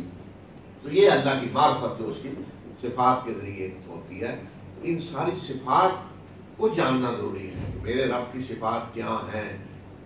یہ نہیں کہ وہ بعض لوگ کہتے ہیں جی وہ اللہ کے ناموں کو حفظ کر لے، مطلب بغیر سوچے سمجھے آپ حفظ کر لیں تو کیا فائدہ؟ آپ کسی کو پتہ ہی نہیں کہ غفور کا معنی کیا ہے، کسی کو پتہ ہی نہیں کہ ودود کا معنی کیا ہے۔ اب مثلا ودود اس طرح ہے جس طرح ماں بیٹے سے محبت کرتی ہے نا، ماں بیٹے سے جو محبت کرتی ہے اس طرح کی محبت کو کہتے ہیں ودود۔ اللہ اس طرح اپنی مخلوق سے محبت کرتا ہے، اس سے زیادہ جتنی رسول اللہ نے فرمایا کہ ماں کی محبت وہ ساری دنیا میں جو محبت ہے رحم وہ 1% ہے دنیا میں، 99% نام اللہ تعالیٰ نے اپنے پاس رکھا ہے۔ تو بندہ اس طرح دیکھے کہ میرا رب یہ صفات ہے اس کی۔ تو یہاں رسول صلی اللہ علیہ وسلم کو فرمایا جا رہا ہے کہ میرے بندوں کو بتا دیں کہ میں ہی بخشنے والا مہربان ہوں، میں وہ ہوں جو بخشنے والا مہربان ہوں، لیکن یہ بھی یاد رکھیں کہ عذاب بھی میرا ہی دردناک عذاب ہے۔ اس سے توازن رہتا ہے۔ اگر آدمی سمجھ لیں اللہ بڑا بخشنے والا ہے، بڑا یعنی ڈرنے کی کوئی ضرورت نہیں، بڑا بخشنے والا ہے تو توبہ کرے، بڑا بخشنے والا جو کچھ بھی وہ معاف کر دیتا ہے، لیکن اگر کوئی توبہ نہیں کرتا تو پھر اس کا عذاب بھی بڑا سخت ہے اور اس کی پکڑ بھی بڑی سخت ہے۔ دونوں چیزوں کو سامنے رکھنا چاہیے۔ یہ دو جیسے پارا ہے نا اڑنے کے لیے، یہ دو ڈیل ہے، سیدھے توازن تب قائم رہے گا۔ توازن بگڑ جائے تو کام خراب ہو جاتا ہے۔ اگر کسی کو آپ یہ کہیں گے جو آپ کی تو بخشش ہو ہی نہیں سکتی، اللہ نے تمہیں سزا ہی دینی، سزا ہی اتنا ڈرا دے جیسے وہ بنی اسرائیل والا واقعہ ہے کہ 99 قتل کیے، کسی کے پاس گیا انہوں نے کہا تمہاری معاف کرو، اس کو بھی کہو 99 کیا، اس سے کیا فرق پڑے گا جی؟ تو آپ کسی کو اتنا ڈرا دیں تو وہ کہتے ہیں نا کسی کو وہ نماز ایک قضا ہونے پہ اتنا زیادہ اور انہوں نے کہا پھر رہنے پڑھنے کی کیا ضرورت ہے، اگر ایک قضا ہونے پہ ہمیشہ جہنم میں جانا ہے تو پھر رہنے دے پڑھ۔ تو اس طرح نہیں کہ آپ اس طرح بچ ہی نہیں سکتے سے پر آدمی اللہ کی رحمت سے مایوس ہو جاتا ہے۔ تو ہمیشہ خوشخبری دیں کہ اللہ بخشنے والا مہربان ہے، توبہ کریں، معافی مانگے، جو کچھ بھی ہے ہمارا اللہ معاف کرنے والا۔ لیکن یہ بھی ساتھ کہ اگر معافی نہیں مانگو گے، کوئی توبہ نہیں کرے گا تو پھر اللہ کی سزا جو ہے وہ پکڑ بھی بڑی سخت ہے، دونوں کو سامنے رکھیں۔ تو یہ اس طرح برابر رہنی چاہیے۔ تھوڑا سا اگر سزا والا یعنی جیسے کہتے ہیں نا 55 ہو جائے اور ادھر 45، سزا والا تھوڑا 55 اور ادھر 45 تو ٹھیک رہتا ہے دنیا میں، یا چلو 60-40 بھی ہو جائے تو کوئی نہیں۔ لیکن جب بندہ جا رہا ہو نا دنیا سے، بس آ گئی موت سامنے، جا رہا ہے، پھر اللہ کی رحمت کی امید رکھتے ہوئے یہ سمجھتے ہوئے جائے کہ میرا رب بخشنے والا مہربان ہے، بس اس وقت اس طرح جا رہا ہوں میرا رب بخشنے والا مہربان ہے، میں اس ذات کے پاس اب جا رہا ہوں، اپنے رب کے پاس جو بخشنے والا مہربان ہے۔ اس لیے کہ اگر اس وقت جاتے وقت آدمی کا پہلو وہ غالب رہے گا تو پھر وہ اللہ سے ملاقات نہیں کرنا چاہے گا۔ اور صلی اللہ علیہ وسلم نے فرمایا کہ جو اللہ سے ملاقات نہیں کرنا چاہے گا پھر اللہ بھی اس سے ملاقات نہیں کرنا چاہے گا۔ جاتے وقت شوق ہونا چاہیے کہ میں آپ اپنے رب کے پاس جا رہا ہوں، جس سے مجھے امید ہے کہ وہ بخشنے والا مہربان ہے۔ لیکن دنیا میں دوسرا اگر تھوڑا رہے 60 تو زیادہ بہتر ہے، ڈر والا۔ اور انہیں ابراہیم کے مہمانوں کی بھی خبر دیں، ابراہیم کے مہمانوں کا واقعہ سنائے جو پیچھے بھی گزرا ہے، حضرت لوط کے پاس جو گئے پہلے حضرت ابراہیم کے پاس گئے۔ جب وہ ابراہیم کے پاس آئے تو انہوں نے سلام کہا۔ ابراہیم نے کہا کہ ہمیں تم سے کچھ اندیشہ ہے، کو ڈر لگ رہا ہے دیکھ کر۔ انہوں نے کہا کہ نہیں ڈرے نہیں، ہم آپ کو ایک علم والے بیٹے کی خوشخبری دیتے ہیں، یعنی حضرت اسحاق کی۔ انہوں نے ابراہیم نے کہا کہ کیا تم مجھے اس حالت میں خوشخبری دے رہے ہو کہ میں بوڑھا ہوں، تو کس پل پہ مجھے خوشخبری دے رہے ہو، کس بنیاد پہ، کوئی واقعی کوئی ثبوت دلیل کیا ہے، اس طرح اولاد کیسے ہوگی یعنی بڑھاپے میں؟ تو انہوں نے کہا کہ ہم آپ کو ٹھیک ٹھیک حق کے ساتھ خوشخبری دے رہے ہیں، اور آپ مایوس ہونے والوں میں سے نہ ہوں. یہ اللہ کی طرف سے ہے، آپ مایوس نہ ہوں. اور ابراہیم نے کہا کہ اللہ کی رحمت، اپنے رب کی رحمت سے تو وہی مایوس ہوتے ہیں جو گمراہ ہیں. پھر یہ خوشخبری جب مل گئی تو ابراہیم نے ان سے پوچھا فرشتوں سے کہ اے فرشتوں، اے فرشتوں، کس مہم پہ جا رہے ہیں؟ کدھر تیاریاں ہیں جی؟ بتائیں ذرا جی، کہاں فوجیں کہاں جا رہی ہیں جی؟ تو انہوں نے کہا کہ ہم ایک مجرم قوم کی طرف بھیجے گئے ہیں، سوائے آل لوط کے ان سب کے سب کو ہم بچا لیں گے، سوائے اس لوط کی بیوی کے، اسے ہم نے پاک رکھا ہے، بے شک وہ پیچھے رہ جانے والوں میں سے ہوگی. اس کو ہم نے کر دیا ہے، وہ انڈر لائن، وہ پیچھے رہنے والوں میں سے ہوگی. اور جب وہ فرشتے لوط کے پاس آئے تو اس نے کہا کہ لوط نے کہا کہ تم کچھ اجنبی معلوم ہوتے ہو. فرشتوں نے کہا بلکہ ہم تمہارے پاس وہ چیز لے کر آئے ہیں جس میں شک کرنے تھے، عذاب. شک تھا نہیں، عذاب نہیں آئے گا، کہاں آیا کہ فرمایا آج ہم لے کے آ گئے ہوں، اور ہم تمہارے پاس حق لے کر آئے ہیں، اور بے شک ہم سچ کہہ رہے ہیں. تو آپ اپنے گھر والوں کو رات کا کچھ حصہ رہے لے کر نکلیں، اور آپ ان کے پیچھے پیچھے چلیں، اور تم میں سے کوئی پیچھے مڑ کر نہ دیکھے، اور جہاں تمہیں حکم دیا جا رہا ہے وہاں چلے جاؤ. فرشتوں نے ہدایات بھی دے دی کہ رات کا کچھ حصہ باقی ہو، پھر جیسے آدھی رات قریب نکل جائیں یہاں سے. لوط کو کہا کہ آپ پیچھے پیچھے چلیں سب کے، یہ نا وہ ادھر ادھر ہو جائے، جیسے چرواہا چلتا ہے نا بکریوں کو لے کر اپنی، اس طرح اپنی حفاظت میں نگرانی میں لے کر چلیں پیچھے پیچھے، کوئی پیچھے مڑ کر بھی نہ دیکھے. جب آوازیں آئیں چیخو پکار عذاب، پیچھے مڑ کر کوئی نہ دیکھے، بس جہاں تمہیں حکم دیا جا رہا ہے چپ کر کے چلے جاؤ وہاں. اور ہم نے اس کو یہ فیصلہ سنا دیا کہ ان لوگوں کی صبح ہوتے ہی جڑ کاٹ دی جائے گی. لوط کو بتا دیا گیا کہ اب صبح ہوتے ہی اس قوم کی جڑ کاٹ دی جائے گی. اور شہر والے خوشیاں مناتے ہوئے آئے، بڑے خوش دوڑ کے آئے جب دیکھا جی مہمان آئے ہیں انسانی شکل میں. تو لوط نے کہا کہ یہ میرے مہمان ہیں اور مجھے رسوا نہ کرو، اللہ سے ڈرو اور مجھے ذلیل نہ کرو. انہوں نے کہا کہ کیا ہم نے آپ کو تمام جہاں والوں کے بارے میں منع نہیں کیا ہوا، یعنی ہم نے منع نہیں کیا ادھر ادھر کے لوگ نہیں آنے چاہیے آپ کے پاس. دیکھیں بہانا جی، آپ کے پاس ادھر ادھر سے لوگ آتے ہیں، اجنبی پتہ نہیں کوئی سازش ہو رہی ہے ہمارے خلاف، آپ کا گھر اڈا بنا ہوا ہے باہر سے آنے والوں کے ساتھ، مطلب کچھ اور سازش کیا آپ کر رہے ہیں. لوط نے کہا کہ یہ ہے میری بیٹیاں، اگر تم کچھ کرنا ہی چاہتے ہو، تیری زندگی کی قسم کہ بے شک یہ لوگ اپنی مستی میں اندھے ہو چکے تھے، بہکے ہوئے تھے. رسول صلی اللہ علیہ وسلم کو فرمایا کہ آپ کی زندگی کی قسم کہ یہ لوگ لوط کی قوم کے لوگ جب آئے یہ سارا کچھ کر رہے تھے تو اپنے اس نشے میں مستی میں بہکے ہوئے تھے، اندھے ہو چکے تھے. یہ ہوتا ہے خواہشات کی بندگی کرنے والوں کی عادت کو، اپنے خواہشات میں اندھے ہو جاتے ہیں، کوئی انہیں چیز نظر نہیں آ رہی ہوتی. تو انہیں صبح ہی ایک ڈانٹ نے آ پکڑا، عذاب نے آواز دھماکہ، اور ہم نے اس کے اوپر والے حصے کو نیچے کر دیا اور ان پہ پکے ہوئے پتھروں کی بارش برسائی. اینٹ کی طرح پکائے ہوئے پتھر. بے شک اس میں بڑی نشانیاں ہیں بصیرت رکھنے والوں کے لیے.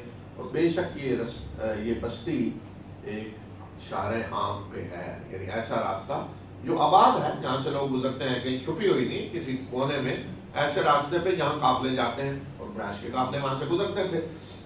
اور بے شک اس میں بڑی نشانی ہے مومنوں کے لیے. اور بے شک ایکا والے ظالم تھے. ایکا والے جو ہیں اس سے مراد قوم شعیب ہے، اور ہم نے ان سے انتقام لیا.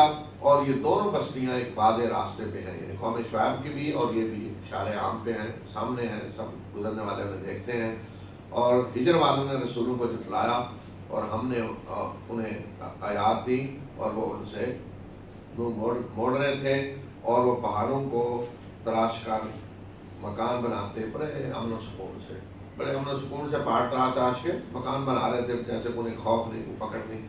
تو دھماکے نے انہیں آ پکڑا صبح، اور جو کچھ وہ کیا کرتے تھے وہ ان کے کسی کام نہ آیا. ان کے سارے وسائل دنیا کے، ترقی، طاقت جو بھی تھی، کوئی چیز ان کے کام نہ آئی. اور ہم نے آسمانوں اور زمین کو اور اس کے درمیان کی سب چیزوں کو مقصد کے لیے پیدا کیا ہے. اور بے شک قیامت کی گھڑی آنے والی ہے، تو لہٰذا آپ خوبصورتی سے درگزر کریں. جو کچھ یہ کر رہے ہیں پراپیگنڈا، الزام، بڑی خوبصورتی سے درگزر کریں. بے شک تیرا رب خوب پیدا کرنے والا اور جاننے والا ہے. ہم نے آپ کو 7 آیتیں جو بار بار دہرائی جاتی ہیں اور قرآن عظیم عطا کیا ہے. 7 آیتیں علماء نے کہا ہے کہ اس سے مراد سورہ فاتحہ ہے، جس کو بار بار پڑھا جاتا ہے، دہرایا جاتا ہے، اور قرآن عظیم. اور بعض علماء نے یہ بھی کہا کہ 7 آیتوں سے یہاں 7 مثانی سے مراد قرآن ہی ہے، اور قرآن کو جو 7 مثانی کا قرآن کے گویا کہ 7 حصے ہیں الگ الگ. یہ بھی بعض علماء کی رائے ہے، لیکن زیادہ تر علماء نے 7 مثانی سے مراد سورہ فاتحہ لی ہے. اور ان کے مختلف گروہوں کو ہم نے جو سامان زندگی دے رکھا ہے اس کی طرف آپ آنکھ اٹھا کر بھی نہ دیکھیں، نہ ان کے بارے میں غم کریں، اور آپ اپنے ہاتھ مومنوں کے لیے جھکا دیں، آپ مومنوں کے لیے نرم ہو جائیں اور کہہ دیں کہ میں واضح طور پہ خبردار کرنے والا ہوں. اسی طرح جس طرح ہم نے تقسیم کرنے والوں پہ یہ قرآن نازل کیا، جنہوں نے قرآن کو ٹکڑے ٹکڑے کر لیا. مختصمین جو فرقوں میں بٹنے والے اور تقسیم ہو جانے والے، جنہوں نے اپنے قرآن کو ٹکڑے ٹکڑے کر لیا، یعنی یہود. ان کے بارے میں پیچھے گزر چکا ہے کہ تم نے اپنی کتاب کو ٹکڑے ٹکڑے کر کچھ کو چھپاتے ہو، کچھ کو ظاہر کرتے ہو. تو اس طرح فرمایا کہ فرقہ پرست جو تھے تقسیم فرقوں میں بٹنے والے، کہ انہوں نے اپنی کتاب کو جو ان کو دی گئی تقسیم کر لیا، کہ کچھ چھپائیں گے، کچھ ظاہر کریں گے، اس کے لیے ہے. جیسے آج ہم نے کیا ہوا ہے.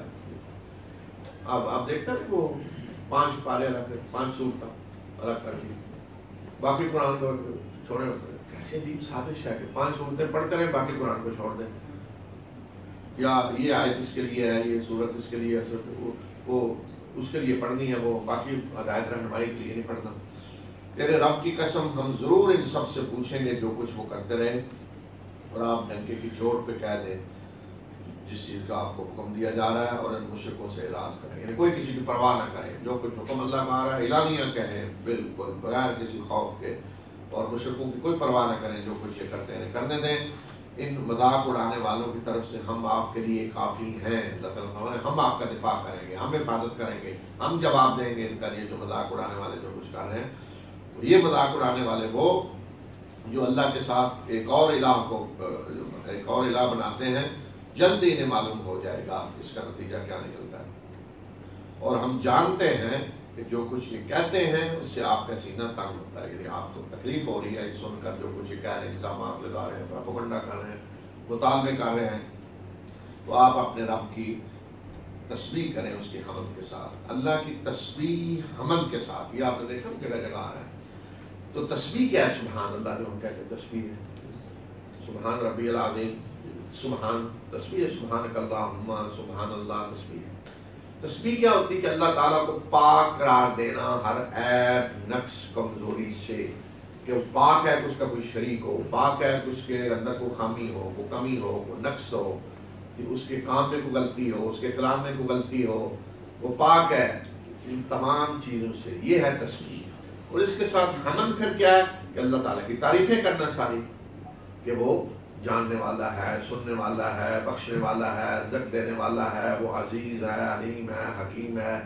اللہ کی تعریفیں یہ حمد ہے. اور اللہ کو ہر عیب، نقص، کمزوری سے پاک قرار دینا یہ تسبیح ہے. تو تسبیح اور حمد دونوں مل کے ہونی چاہیے. صرف تسبیح کافی نہیں ہے، ساتھ حمد بھی ہو، اور صرف حمد کافی نہیں ہے، ساتھ تسبیح بھی ہو. تو قرآن نے دونوں کا حکم دیا ہے. اور جتنی دعائیں رسول صلی اللہ علیہ وسلم نے کی ہیں وہ ساری یہی، ان میں حمد بھی ہے اور تسبیح بھی ہے. تو اپنے رب کی تسبیح کریں اس کی حمد کے ساتھ، اور سجدہ کرنے والوں میں سے ہو جائیں، اور اپنے رب کی عبادت کریں یہاں تک کہ امر یقینی آ جائے، یعنی موت آ جائے. یقین سے مراد ہے موت، وہ چیز جس کا ہمیں یقین ہے. یعنی آخری لمحے تک اپنے رب کی عبادت کریں. یعنی اللہ کی عبادت کو ایسی چیز نہیں ہے کہ جس سے ریٹائرمنٹ مل جاتی ہے، یا ایک آدمی نے بڑی عبادت کی، بڑی کی، اللہ تعالیٰ کو بس سب کافی ہے. اب 60 سال کے بعد ٹھیک ہے اتنی کر دی ہے، اب ہمیں ضرورت نہیں، بیٹھو آرام سے. نہیں، مرتے دم تک اللہ کی عبادت ضروری ہے. مرتے دم تک اللہ کا وفادار ہونا ضروری ہے. ہاں یہ ٹھیک ہے، آدمی جس طرح کی عادت ہے اللہ تعالیٰ اسی طرح رعایت دے گا. اگر نماز بیٹھ کر نہیں پڑھ سکتے، وہ کھڑے ہو کر نہیں، بیٹھ کر نہیں، لیٹ کر بھی اشاروں سے جس طرح کی بھی حالت ہے پڑھے، اللہ کو یاد کرنا ہے نا بس، اس طرح اس کی فرما برداری جتنی استطاعت ہے اسی طرح کریں، اس کا حکم جس طرح مان سکتے ہیں اتنا مانیں، جس چیز سے رکنے کا اس نے حکم دیا ہے استطاعت کے مطابق جتنا رک سکتے ہیں رکیں. وہ جانتا ہے کسی کی استطاعت کیا ہے، کسی کی حالت کیا ہے، اسی کی نیت کیا ہے، لیکن کوئی لمحہ زندگی میں ایسا نہیں آنا چاہیے، نہ آ سکتا ہے نہ آئے گا کہ جس میں بندہ کہے گی اب میں اللہ کی عبادت سے وہ چھٹی مل گئی اب میں نہیں کروں گا. نہیں، وہ آخری لمحے تک ہونی چاہیے. جب اللہ تعالیٰ اپنے رسول کو یہ حکم دے رہے ہیں تو یہی ہر ایک کے لیے ہے. تو کوئی یہ نہیں ہو سکتا کوئی کہہ دیا فلاں نے تو اتنی عبادت کر لی کہ اللہ تعالیٰ نے اب اسے وہ جنرل بنا دیا کہ جنرل صاحب آپ بیٹھ جائیں بس کچھ کرنے کی ضرورت نہیں، آپ دوسروں کو آپ وہ جنت کے ٹکٹ بانٹے نہیں. آخری لمحے تک اللہ سے ڈریں، اللہ کی عبادت کریں. یہی رسول صلی اللہ علیہ وسلم نے عملی طور پہ کر کے دکھایا.